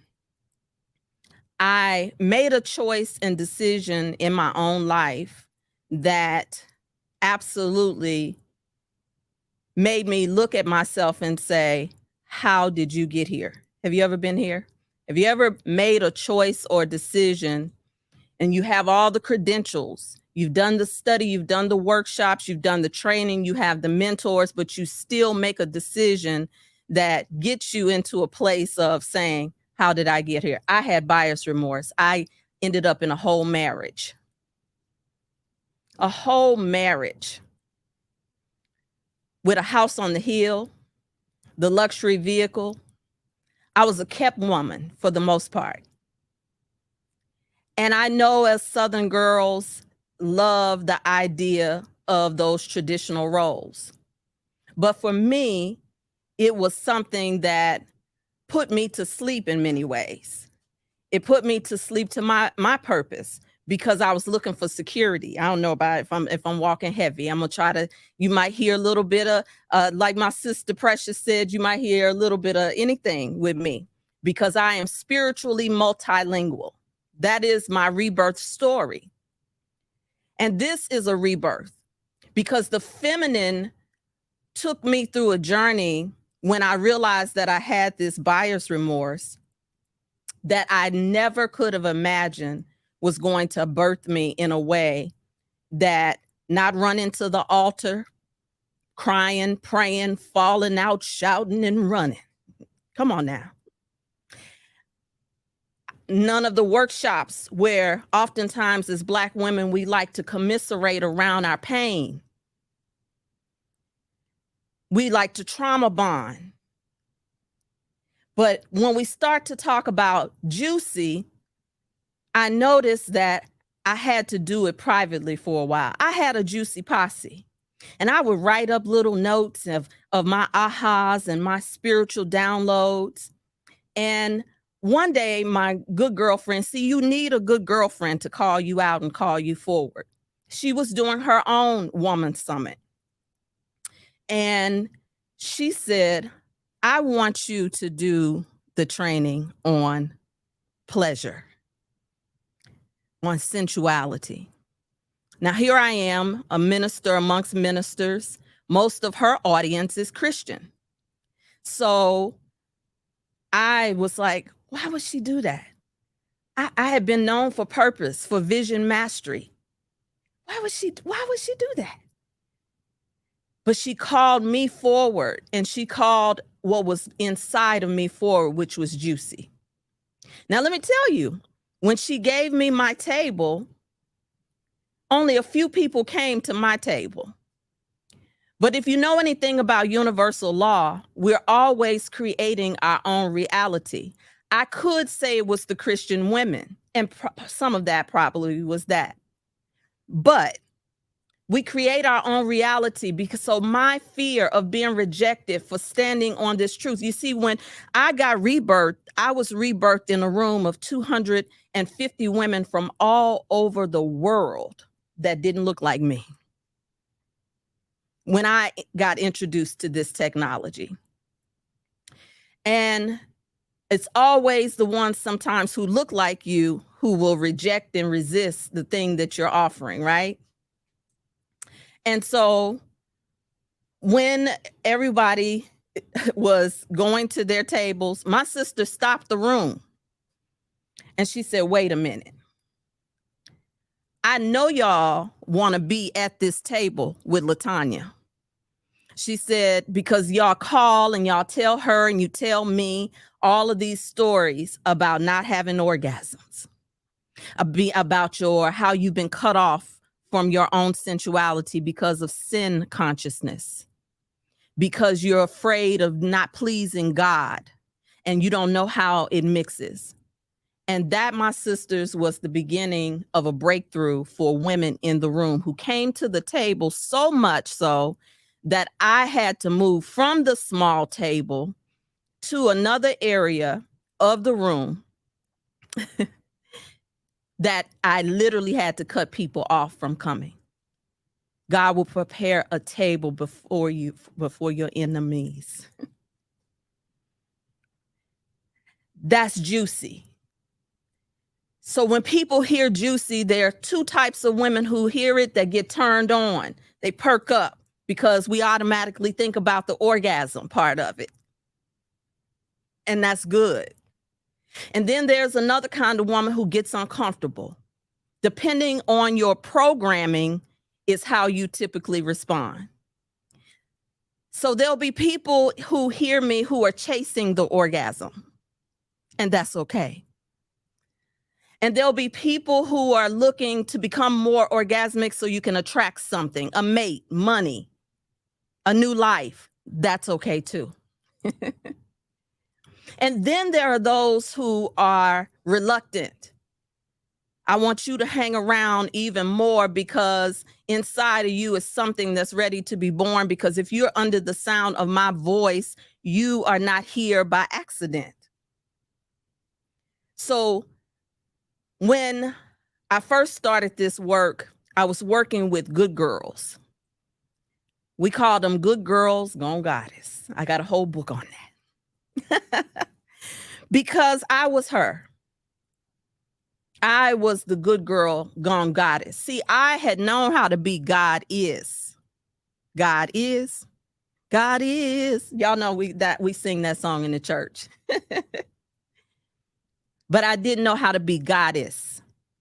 So when I talk to you about juicy, I want you to think about your sacred waters, the sacred waters of orgasm, the sacred waters of baptism, the sacred waters that you come through your mother's womb. The word says, I knew you before you were formed in your mother's womb.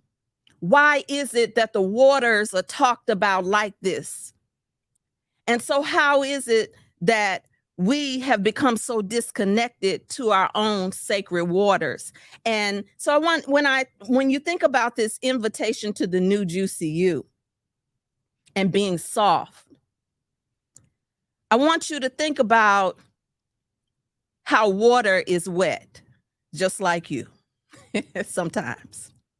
Can we agree on that? We can agree that water is wet. And some people would like to present the idea that water is soft, but that's not true. Depending on how you land on water, enter into water, or how deep down in the water that you go, you could be putting yourself in a vulnerable position. See, when we talk about soft or juicy, or soft and juicy, it's beyond the trend. That's what I want to offer to you tonight. It's beyond monetizing the feminine. In fact, I caution you to be careful to monetize the sacred mother. I'm going somewhere with this. Be careful when you monetize her, but you haven't done the work. See, I said that juicy is a soul retrieval process because I started out just like many of you in those categories, entering into my own sacred waters, finding that I needed to learn how to swim. Water is a life-giving substance, but it can also destroy some things. Is that right? Yeah, in the chat? Yeah. Say yeah. Just say yes. If you know that water can destroy some things. Just like the woman, just like our feminine. We have a nature that gives birth to life, to create life, not just physical life, but we give birth to our projects, our ideas, our vision. And we also can destroy sometimes the very things that we call forth, pray for. How many of you know somebody that prayed for a husband and then when they got the husband, they didn't know what to do with him?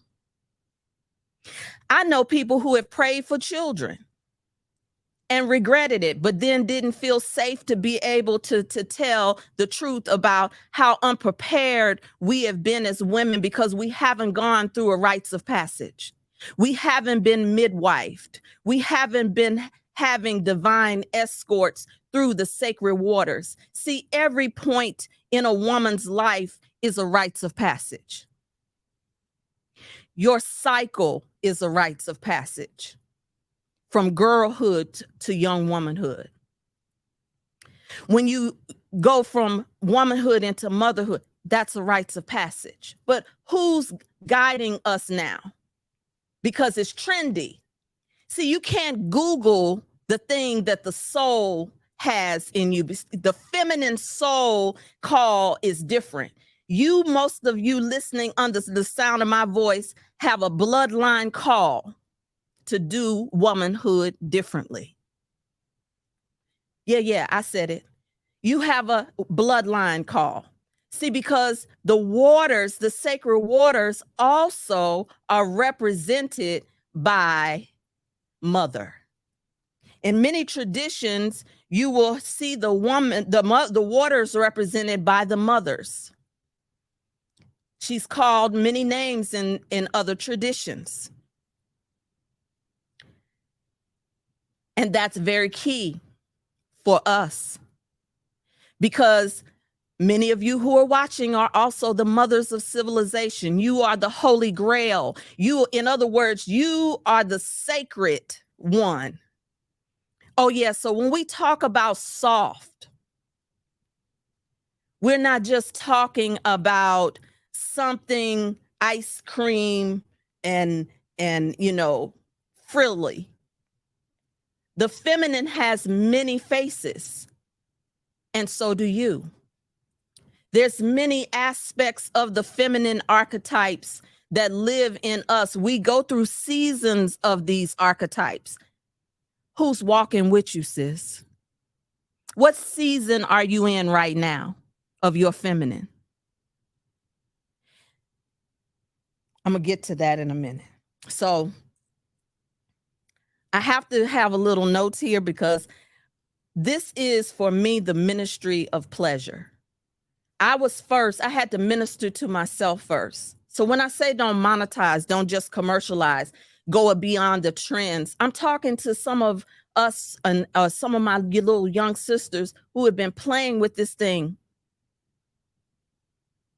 as well. Because the first client of any coach is always herself.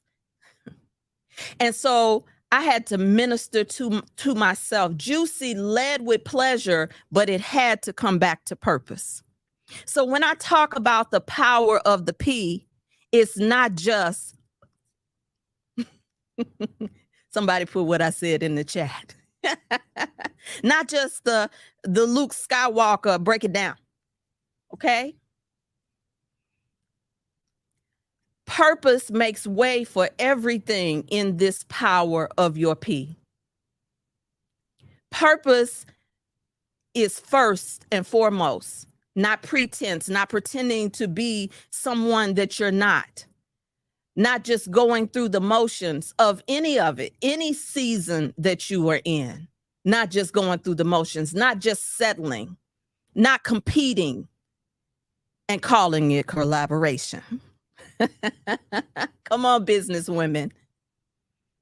Because many of us have only known how to operate through the masculine energy. And there's nothing wrong with that. You have to know how to let the masculine serve you, not gender related, because we have both on the inside of us.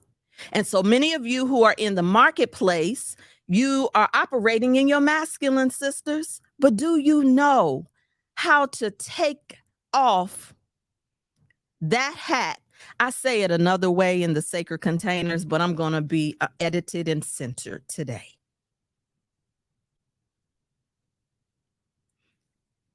Do you know how to put on a dress? That's code word for some people. When you go home, do you know how to make your kitchen your chemistry lab, your medicine cabinet? Do you know how to turn yourself on and use the purpose that you're called to be turned on, tuned in, and tapped in? Because purpose and your sensuality can go together. And then pleasure. And sensuality is not always the same as sexuality, because many of us have sexuality, but we don't have any sense. And when I say that, I'm talking about low vibrational energy of just sexuality, just the power of and not the power of your purpose, your pleasure, and your passion as something, as a way to express it into the world. And certainly if you got the purpose, the pleasure, the passion, then you are in position to receive profits. Because many of us are operating at deficit and calling it something else. I was operating at a deficit in many ways because I had just lost my father when I made that decision.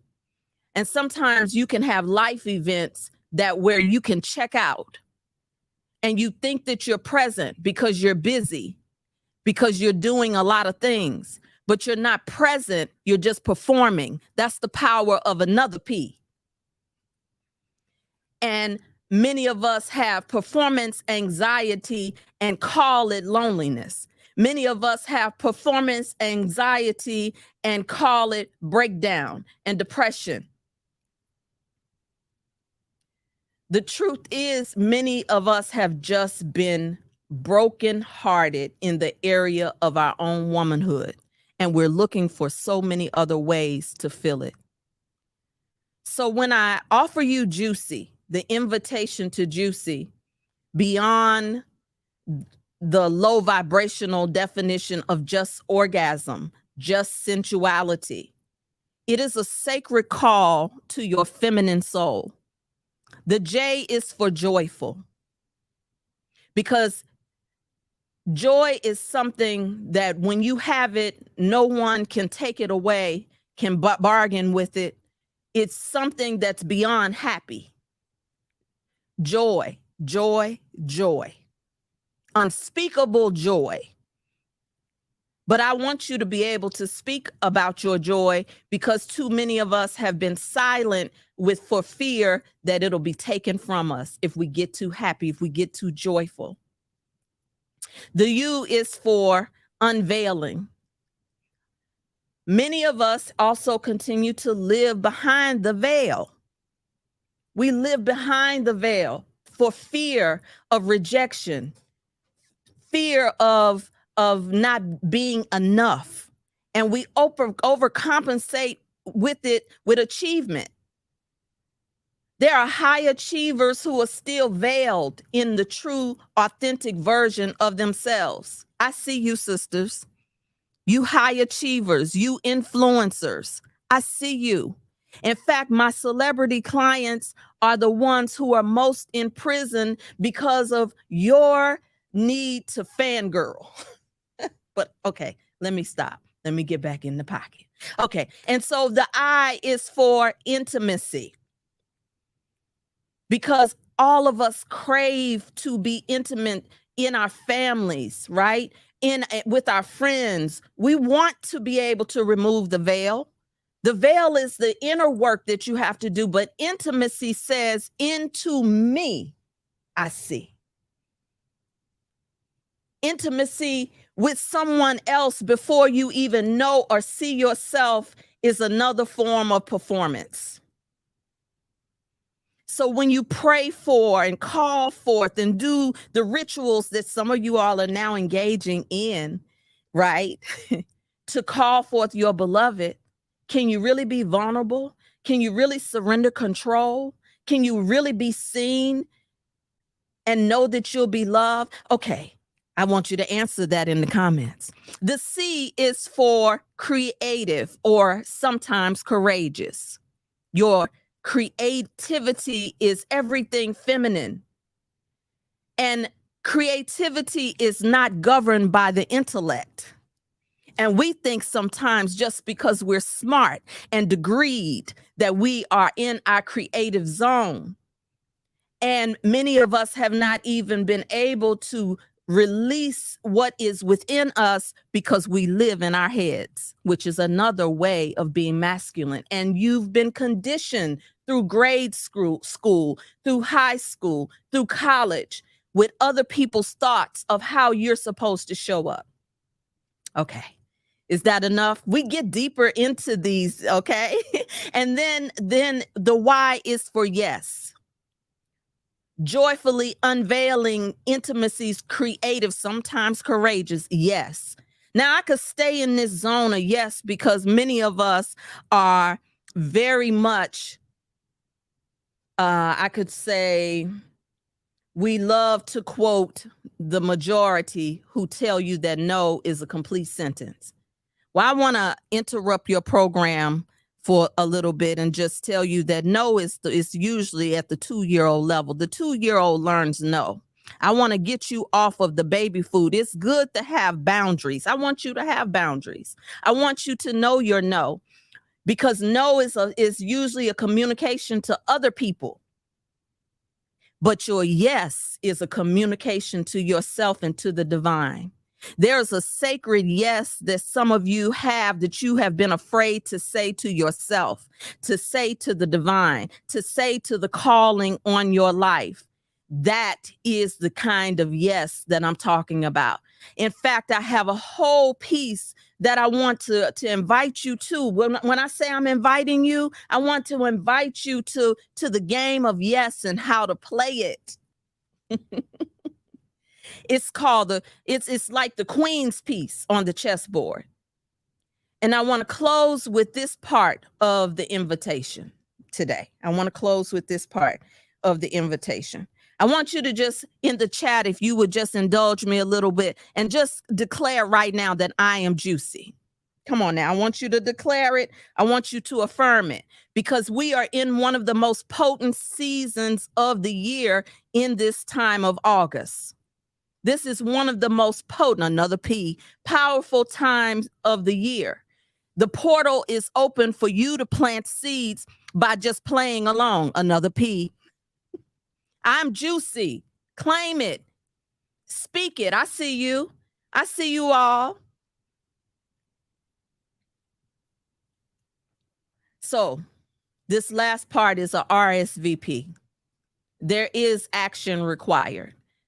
I love how Coriel said, I'm not here. I'm not setting you up like some of these conferences just to sell you something. But one thing I will tell you, and some of you all know this song, the song says, if I told you what was required of you, would you still say yes?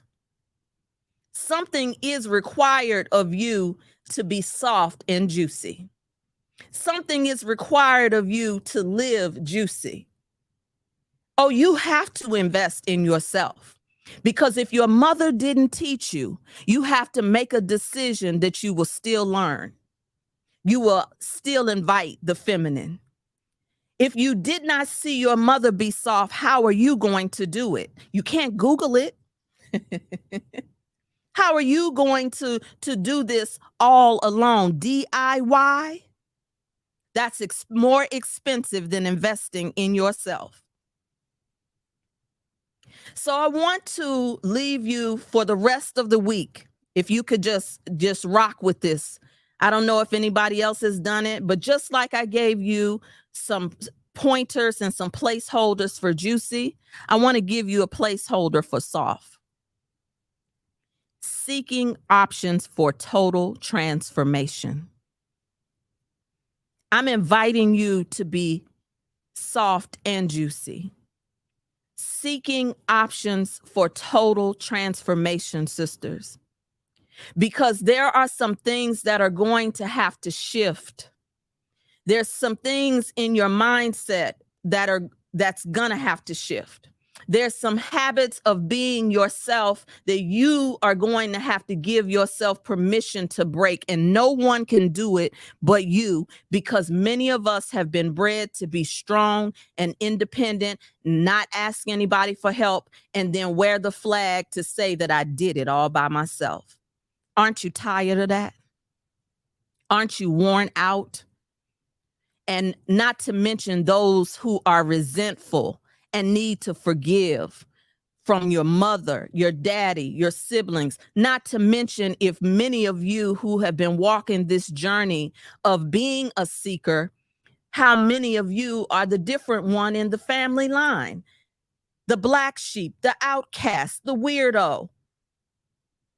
That was your first rites of passage, the willingness to be different, to do it different. Even after you got the degree, even after they called you out of your name, even after they told lies on you, your mother, and your aunties. You can change that. You can rebirth that. And rebirth is not a one-time event. So when I invite you to the juicy, the new juicy you, or the juicy new you, even if you hear this in another season, the invitation is still valid, because every season of our life invites us to another rebirth. And so in this season, I'm asking you, sis, are you RSVPing to your soft and juicy? Tell me in the comments, are you RSVPing? And I do have something for you that is free. It is in my the bio in my IG profile, Rebirth at Latanya.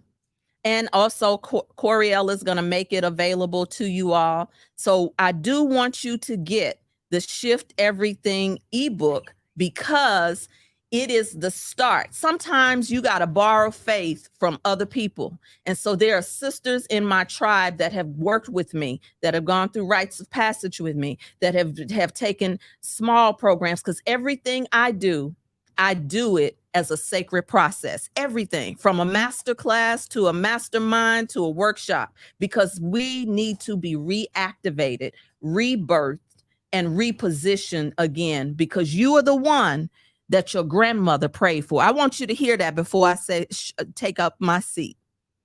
Somebody prayed for you. It may not have been your mother. It could have skipped a generation. Somebody prayed for you, sis. Do y'all see why she is my OG auntie? Do y'all see why the Soft Season Summit could not be complete without the juicy auntie ushering us into our new juicy soft See, look, the crowd is going wild. Okay, I will be Vanna. The crowd is going wild. I know. Look, I know y'all want her freebie. Y'all, look, I'm gonna give it to y'all. Okay, don't run away right now. Don't go off to Instagram to download it. It's coming directly to your email tonight. Okay, now I know that y'all are so excited, as you should be, because that session was fire. While we are transitioning, look, they said, baby, she was everything. Okay. Okay. Look, yes, the book, My Juicy Rebirth. Okay, I'll make sure I give them the link too as well. My Juicy Rebirth. The Rev Coach. Make sure you are following her on Instagram at Rebirth with Latanya. It is scrolling on your screen right now. Make sure you stay connected. And I'll be making sure that I send her freebie over to y'all as well. Without further ado, we're gonna keep this party rocking. In the chat, show some love for Latanya so that she feels the love. Okay, show her some love in the chat. I am about to introduce the facilitator for our first live workshop of the summit. Okay, y'all are like, yo, it's more, but wait, there's more. I am about to bring up my girl, Robin Ayers. Okay, she has been seen on Fox, BET, and the OWN Network. She is a well-known author, speaker, and entertainment host who brings you inspiring and motivational stories from your favorite celebrities and everyday achievers. Her goal is to inspire you to overcome every challenge in your life, discover your purpose, and walk boldly towards your dreams. Robin has covered red carpet events, award shows, co-hosted television shows, and has presented motivational speeches to women's conferences, church groups, high schools, and live events. With a wide array of knowledge and experience, Robin is capable of tailoring her speeches to specifically cater to each group, such as you ladies here at the Soft Season Summit. Without further ado, the next voice you hear will be my girl, Robin. Hello, hello, hello. Okay, first of all, y'all are so lit. I've been watching, I've been listening. I am so extremely excited. Thank you so much, Coriel, for having me a part of today's event. This Soft Summit is already amazing. So I truly appreciate you guys. How can I see the chat? I need to see the chat, and so I can talk to you guys and answer any questions that you may have. And so maybe Coriel, if you can help me out, you can, I'd be more than happy to take that information and we can go from there. But thank you so much for the beautiful introduction. This has been awesome to listen to. Again, I'm going to cut it short just a little bit, but I'm going to give you some fire information before I head out, you guys. So again, my name is Robin Ayers. You have heard my bio, so I'm not going to get too much into it, but okay, yes. Okay, the side of the screen. I see the side of the screen over here. Oh, I see you guys. Hey, okay. I'm so excited because I see you guys. Hello, hello. Because I've been watching you all on YouTube, and I got to say, y'all are so lit. I truly, truly appreciate you. There's 3 things that I'm going to ask you to do for me, and 3 things that you're going to need before I leave and before you guys continue on with your amazing workshops. Number 1 is to take notes, because we are starting our workshops right now. So if you have readily a pencil, a paper, something that you can take notes with, you're going to need that. And maybe you are just like my husband, where he's like photographic memory and he can just take the snapshots in his mind. That's cool too. I'm not going to press you on that. But you're also going to need vision. I'm asking you to have vision. And I'm also asking you to have an understanding of one thing, and that is everything is working together for you. Everything that you have done already in your life is working together for you right now, this very moment, this time. And right now we're talking about a soft life, a soft season, which I believe leads to a soft life. By the time that we're done, I want all of you to have your own definition of what a soft life is for you, what that means for you.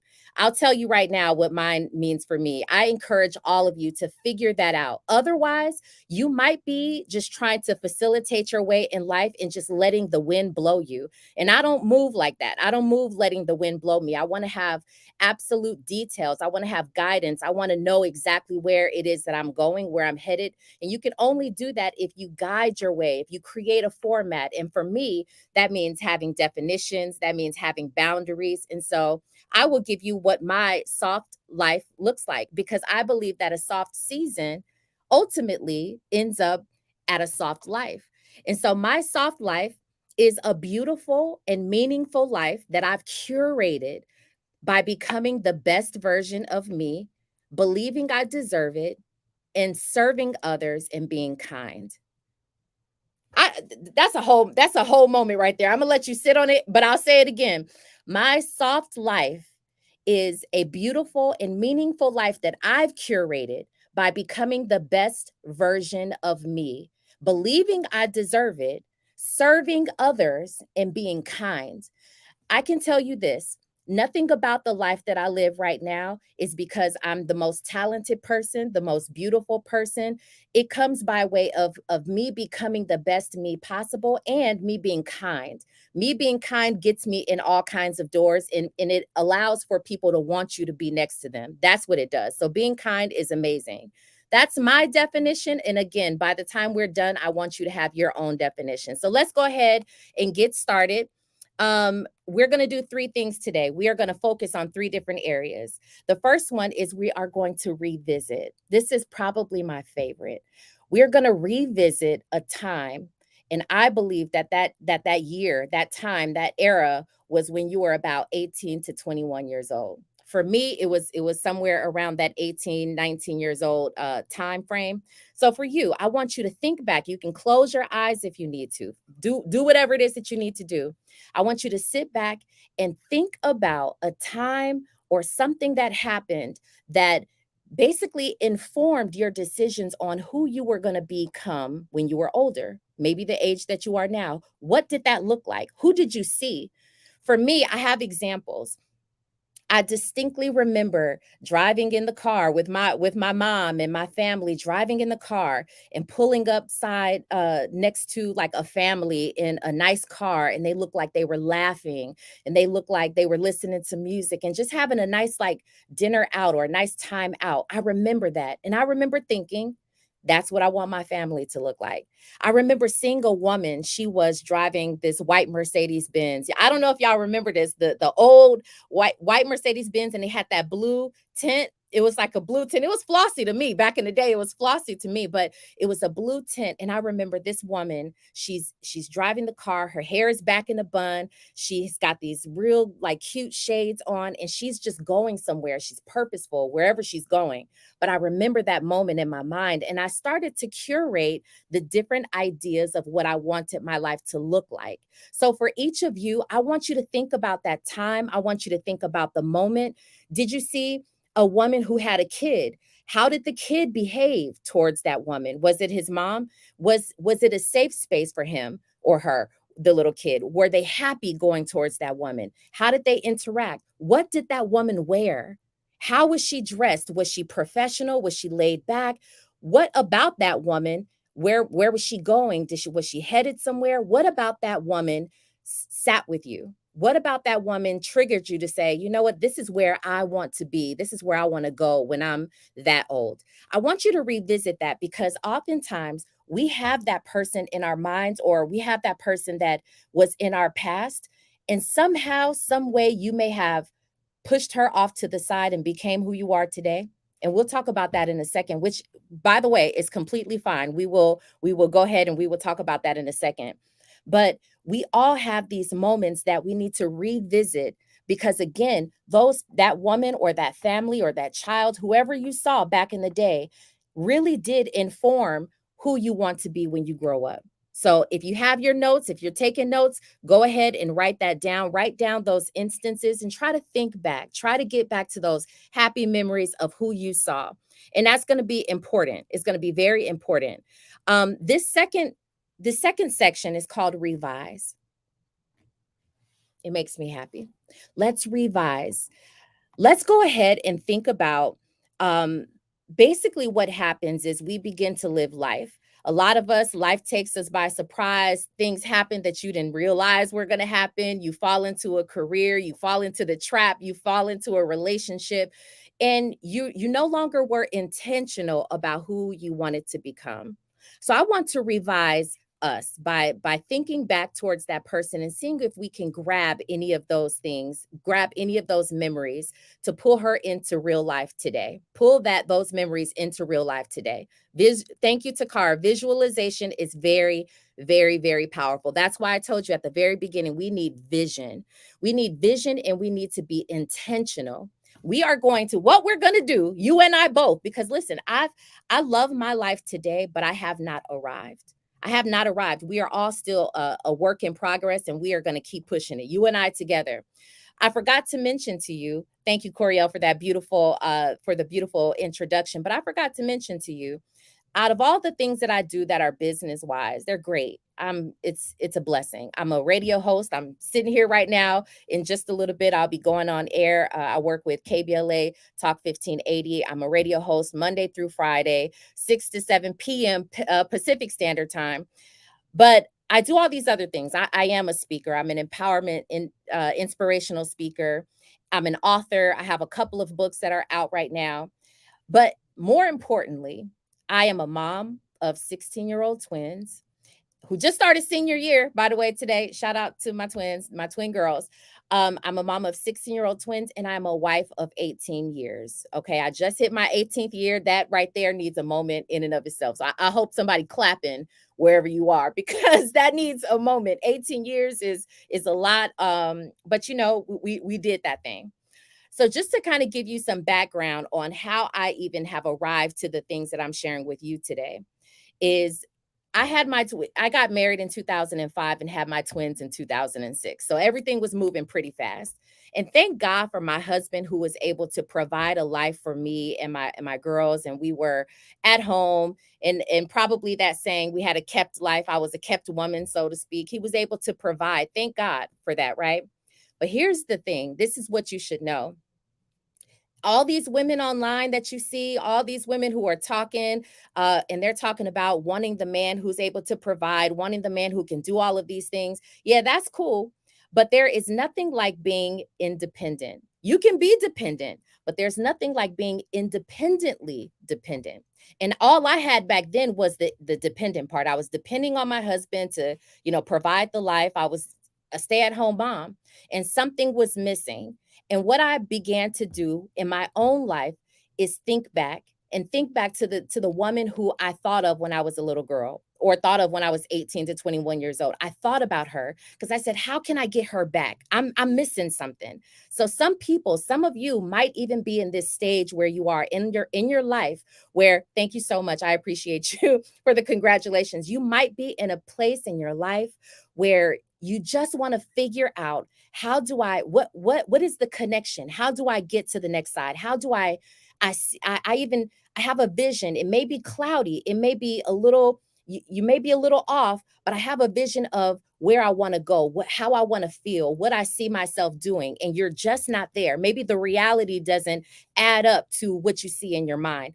The visualization of what I'm trying to get you to do is the most powerful thing you have. Your visualization and your action are the two most powerful things that you have. And the third thing is your mouth, your words. Those are the thing that is going to get you to the place that you desire for your very own life. And it starts by revisiting that person who you saw, revisiting those moments. It may not be a person, but maybe it was something that you felt. Maybe it was just you saw people, you have friends, something about that back then in those days made you feel something. It made you feel something, and it made you feel something for a reason. So you have to go back and pull from those memories.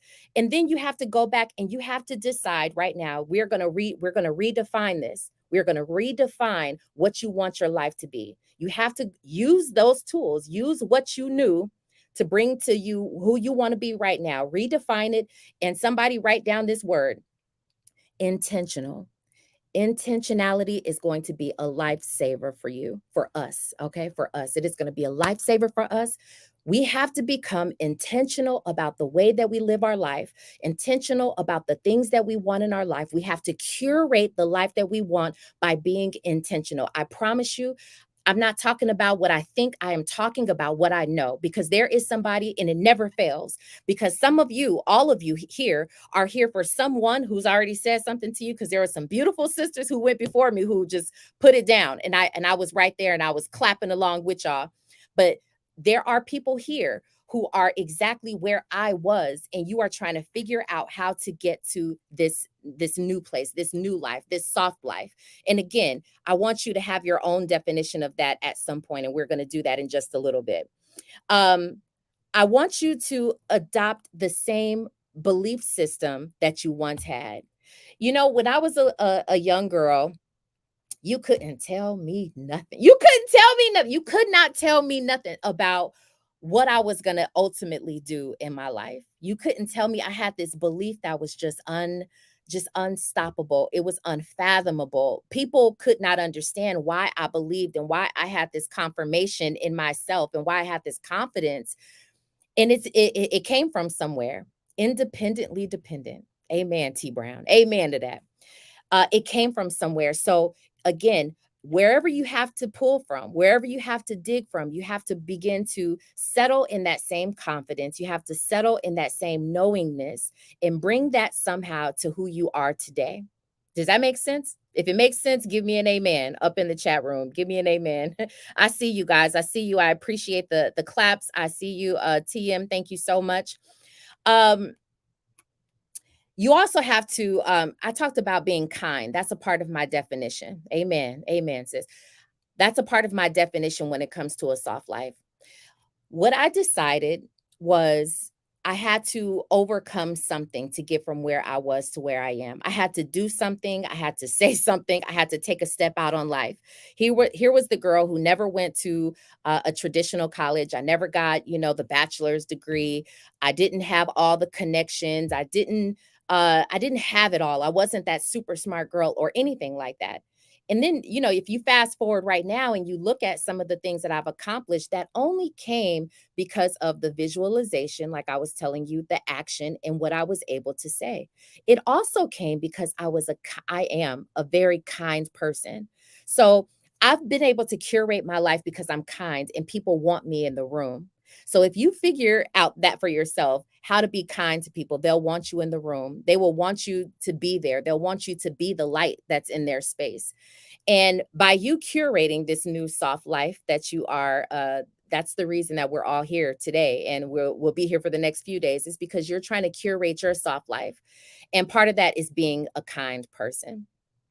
The next thing that we are going to do is we are going to redefine. Let's redefine what soft life is for us. When I talk about the people who I see online a lot, all the people who are talking, all the people who, like Coriel, my girl Coriel, she is phenomenal. And I'm sure that's why she has so much reach with all of you, because when she speaks, she says something. She has something to say. She speaks with substance. There are a lot of people who are speaking with no substance. And, I'm not trying to knock anybody with the voice or with the platform or anything like that. But again, you have to be intentional about where you're going, who you listen to, and what you want to do with your life. So I want to define this, because a soft life, by the way, ladies, and if there are any gentlemen here, probably just the ladies, a soft life is not being a kept woman. I'm about to preach up in here. I'm about to preach because I've been there. I've been the woman who didn't have to really rely on myself. I only had to be dependent on my husband. And again, thank God for him. I've been that woman, but I was missing out on how to become independent for myself. I was missing the goals that I had for myself. And what I was able to do now, if we fast forward, is bring all of those tools that I've learned how to do for myself and bring them into a marriage, bring them into my relationship, where I'm still allowing him to be the man of the house, be the man of the relationship. So it's important that we learn what the balance is. And by the way, even if you're not in a relationship right now, completely fine. You are just using this as a dependent moment for your independent moment for yourself.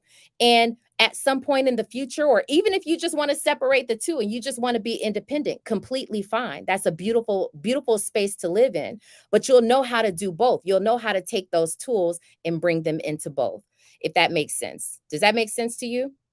So if you have your pen and your paper, I want you to begin to write down just some adjective words. What are the adjectives? When you think of a soft life and you think of that younger person, when you revisit the person who you were at 18 to 21 years old, what are some of those adjective words? Was it beautiful? Was it easy? Was it impactful? Was it meaningful? What are some of those words that you would use to describe the life that you are trying to curate for yourself? Write some of those words. Coriel said gentle. Gentle is a beautiful life.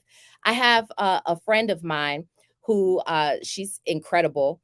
She told me, she said, my life is going to be easy. My life, I want my life to just be easy, meaning that she wants everything to come to her with ease. That's her definition of soft life. And I am not mad at that, sis. Let it be easy for you.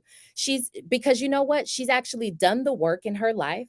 She's done enough work to become the best version of her. Remember, that's a part of my definition, is to become the best version of myself. I've curated that for myself. That means I want to become the smartest person I've ever been. That means I want to be well read. I want to be well studied. I just want to be the best person. I want to be a best friend to people, the best daughter, the best sister. I want to be the best person that I know to be. And once I've done all the work for myself, that means I could go ahead and I can now live the easy life because I've done all the work. I've put that in there. Nice, loving, smart, patient. Amen and amen. Once you've figured out some of those adjectives for yourself, that's so important. It's describing who you want to be and what you want your life to look like. So that's very important as you begin to fill up a page of all the different words that you see. This page, by the way, if you are taking notes, this page that you're writing on should look a little something like you should be writing down memories again of the vision that you saw when you were younger. This should describe the new definition of what a soft life means to you. This means redefining who you've become and what you want to pull in from your younger you. It's hot. I'm sweating. Hold on, y'all. Sorry. Peaceful, Dasher. I love that. Peaceful. God, that is so important. And whatever that means to you is what you are ultimately going to pull into a sentence. You're going to start writing it out, and it might change over the days. It might change over some time, which is completely fine. And it should evolve as you evolve. But it's going to be a great thing. Nikki says impactful, love always, peaceful, zealous, exquisite in all things, prepared. My God, stress-free. That's a whole word right there. Soft life. It doesn't mean just going on vacations. It doesn't mean just balling out. That could be a result of it. Oh my God. Okay. I'm saying something right now, y'all. I'm saying something. What you experience in your life, bold, confident, calm, loving. I love that. What you experience in your life and the things that you are going to be able to do with your soft life is different than what your soft life is. Come on, somebody. Okay, wait. Hear me on this. Hear me on this. What you are going to be able to do with it is a result of what your soft life is. Your soft life is the peaceful. It is bold. It is confident. It's calm and loving. It's stress-free. It's nice. It's loving, smart, patient, impactful. It's all of these things. And all of those together, that is going to be your definition of a soft life, is going to result in you having, the things that y'all might see online, what everybody else is calling a soft life, a soft season. Everybody's saying, oh, I'm on vacation and I'm drinking champagne and I'm wearing my diamonds and I'm with my man and all of these different things. No, that is not the soft life in and of itself. What you are here today, the things that you're learning and the information that you're taking in from all these wonderful speakers, that is the information that you need to curate the soft life. You're going to have to do some of your own work, but that's all those other things are a result, y'all. It's just a result of the soft life that you curate for yourself. So with that being said, repeat that. Somebody gonna get that information. It is not what you see online. Don't let anybody fool you. Don't let anybody rush your come up. Don't let anybody rush your come up. Your soft season is what you define as your soft season. Don't let anybody make you think otherwise. Don't make anybody make you think that because they seem like they're in this beautiful, loving relationship, or that they're balling out and they're in restaurants and they're going on vacations, that is the soft life. Don't let anybody make you feel like that is the definition of it. No, your definition is becoming the best you possible so that you can have a bold and a confident life and calm and loving and all of these wonderful things, because that's what you deserve. Again, that is in my definition. You have to do the work for yourself to know that you deserve the soft life. It's not going to come unless you deserve it. You know that you deserve it. I'm really over here preaching. It's really that's why I started sweating, because I'm preaching. Yes, Brittany. Yes.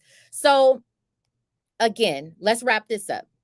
I'm preparing for my show. If you guys want to not tonight, because y'all got more people to listen to. Y'all got more people to listen to. But at some point, you guys got to tune in to my show on KBLA 1580. I have an entertainment show, and I'm going to be preparing for that.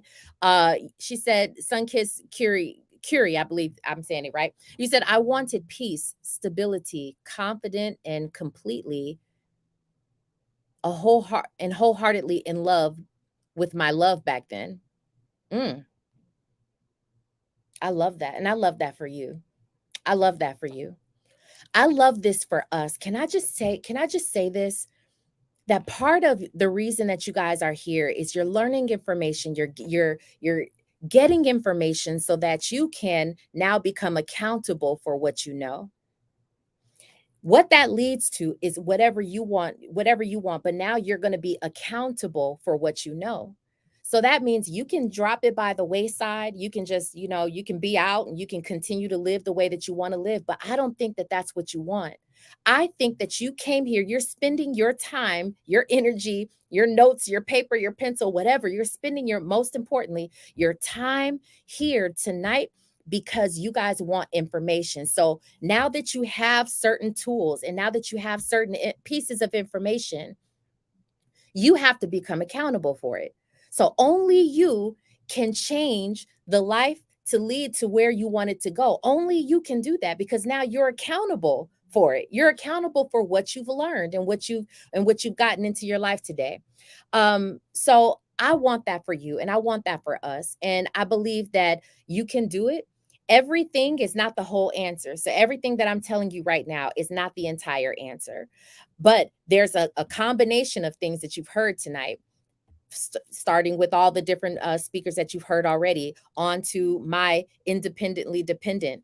There are a combination of things that you have that are now in your toolbox that you can utilize to take with you to add to your future and to become and to curate the life that you deserve and the life that you want for yourself. So I'm very, very excited for you.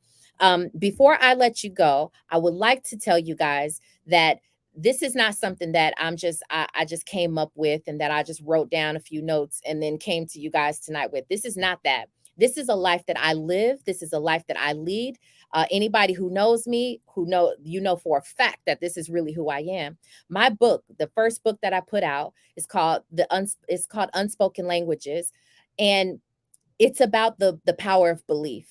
That's how much I believe in the power of belief. So if you believe that by you doing this work and that you getting this information is going to help you in your future and you want to do something about it, if you believe that to be true, there's absolutely nothing that's going to stand in your way to give you anything other than what you believe that you deserve. Belief is the most powerful thing in the world. It's the most powerful thing in the universe. It is an unspoken language. So if you deserve the soft life and you believe that you've done the work to get that soft life for yourself, if you believe that, I kid you not, I promise you again, I'm not telling you something that I think, I'm telling you something that I absolutely know. It's a fact. Everything will move out of your way in order to bring you what you want. So Yes, you are. You are accountable for what you know. I am accountable for what I know. You guys now know the visualization. This is not something you've heard that's brand new. You've heard this time and time again. I'm sure of it. Visualization is going to be your best friend. So before I end in closing, I want you to visualize and revisit the younger you, that one who said, you know what, I don't know if you were just a kid and you saw something that made you happy, and you saw something that it made you feel like that's who you want to be when you're older. That's who you want to become. You saw something or experienced something. You had some feelings about something or someone. I want you to revisit that, because you're going to bring that into your now. You're going to become intentional about that. Become intentional. So for instance, my mom, she played a wonderful part in how I am with how I dress. I used to watch my mom come home, and she used to get dressed up for work and all of these things. And my mom's got a powerful walk, right? She just walked like she's going somewhere, walking like she got a purpose. And so that, me watching that, informed the way that I want to be when I'm older. Now I'm like, I gotta get suited and booted. I want to walk a certain way. I want, when I'm walking down the street and whatever it is that I have on, I want people to treat me a certain kind of way. I want people to kind of move out of my way, like, kindness, humility, of course, but I want people to move out of my way because I want my presence to say something. So those things that I saw when I was younger informed who I want to be when I'm older.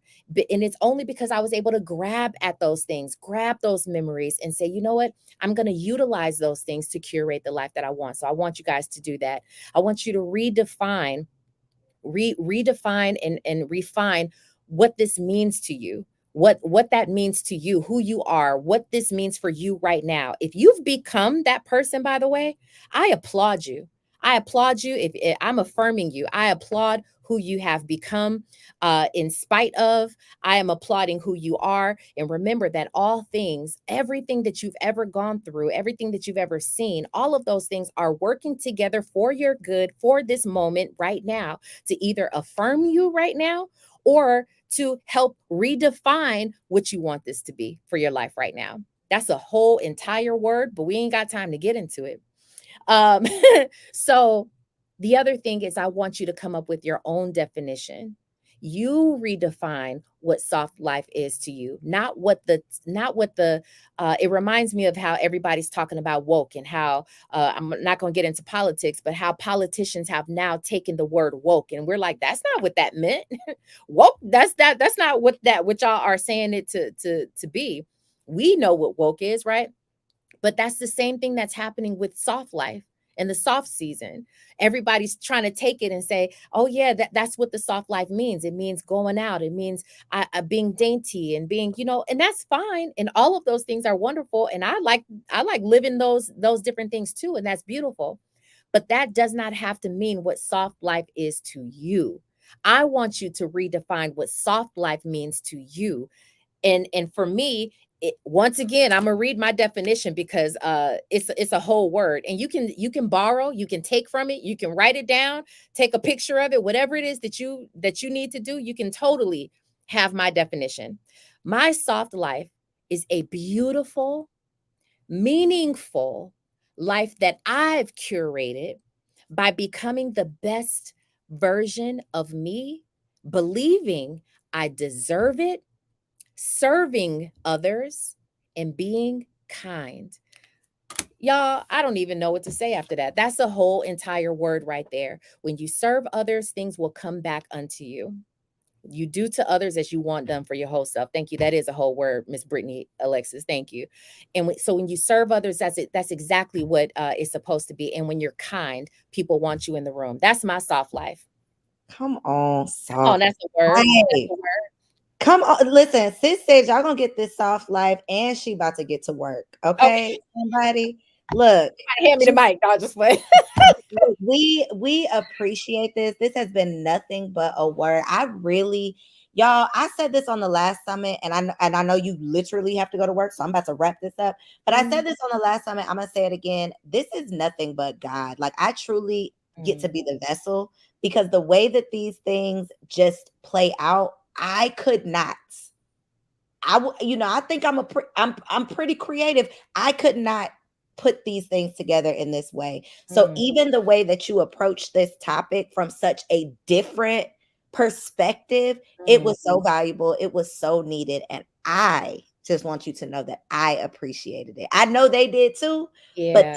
this was so good. And I think that the variety and the diversity of the conversations that we've had tonight, again, it's just a testament to the fact that your soft life is going to be yours. It might not look like anything that you've even heard about tonight, but this week we are giving you permission to give yourself permission to redefine what soft life looks like for you, and just sprinkle a little bit of softness in there as much as you can. So thank you, Robin, so much. We appreciate you. This was a good word. I'm scrolling your IG so they can stay connected. Anything else that you have going on that we can support, please let the ladies know. Yeah, definitely. Just obviously KBLA. If y'all ever in LA, hit me up. But definitely listen. My show is at 6 p.m. to 7 Pacific time. It's a talk radio show, so I talk entertainment. I break all things entertainment down, but not in a salacious way. I don't really do gossip like that, but I talk about it for the Black community, and it's all about us. We are unapologetically progressive. Y'all see it. I appreciate you so much for having me, Coriel. Thank you. This was a pleasure. And I'm going to be in LA next month, so I will holler at you. Okay. I will holler at you, girl. Let's do it. Thank you so much. Enjoy your evening. We appreciate you. And it was full of, look, we got juicy on the last one, but this was definitely juicy too. So thank you. Yeah. Thank you so much. You guys have a great night. I appreciate all of you. Thank you. So we got the West Coast checking in. Okay. Sis is about to get to work. We shutting it down on the East Coast, but she is just getting warmed up over there. So I truly appreciate y'all, not only for being here, the amazing conversation that we have had, and it is only day one. I hope that y'all know that you are not here by chance. I do not believe in coincidences, and I know in my heart and in my spirit that y'all are here for a reason. It's because you are meant to be here. It's because something that you are going through, something that you are currently experiencing is shifting, or you're feeling like things are about to shift, and you're looking for the support, you're looking for the sisterhood, you're looking for the community, you're looking for the safe space. And guess what? You found it. We are here to celebrate you. We are here to support you. We are here to help hold your hand as you step into this foreign territory of softness. Okay. Now, y'all know the teacher in me is not going to let y'all leave without giving you a little homework. Okay. So I do want to give y'all a little homework. I also have book recommendations that I'm going to be sharing every single day because, again, I'm a teacher. I'm an educator. Can't help myself. Okay. So first things first, your homework assignment. Okay. Your homework assignment is to redefine what your soft season looks like. Okay. Redefine what your soft season looks like. So I love that Robin ended this day with the call to action of sharing her definition of a soft life. So I am challenging you to rewrite your definition of a soft life. Okay. Now the book of the day, which is I guess in alignment with our day one conversation, is Finding Your North Star. Okay. This is literally a book that I am in the middle of reading right now. Okay. And it is a game changer. I'm listening to it on Amazon. I mean, not on Amazon, on Audible. So you can listen to the Audible if you want. You can find it on Amazon. I am going to be sending y'all a day one recap email tonight. Okay. So in the next 30 minutes, you're going to get an email from me. It's going to include some bonus freebies from tonight's speakers. It's going to include the link if you want to order the book that I just suggested from Amazon or Audible. And it's also going to include your day one homework assignment. Okay.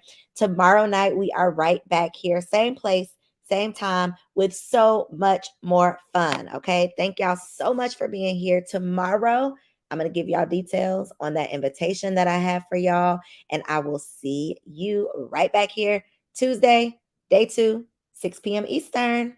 Peace out.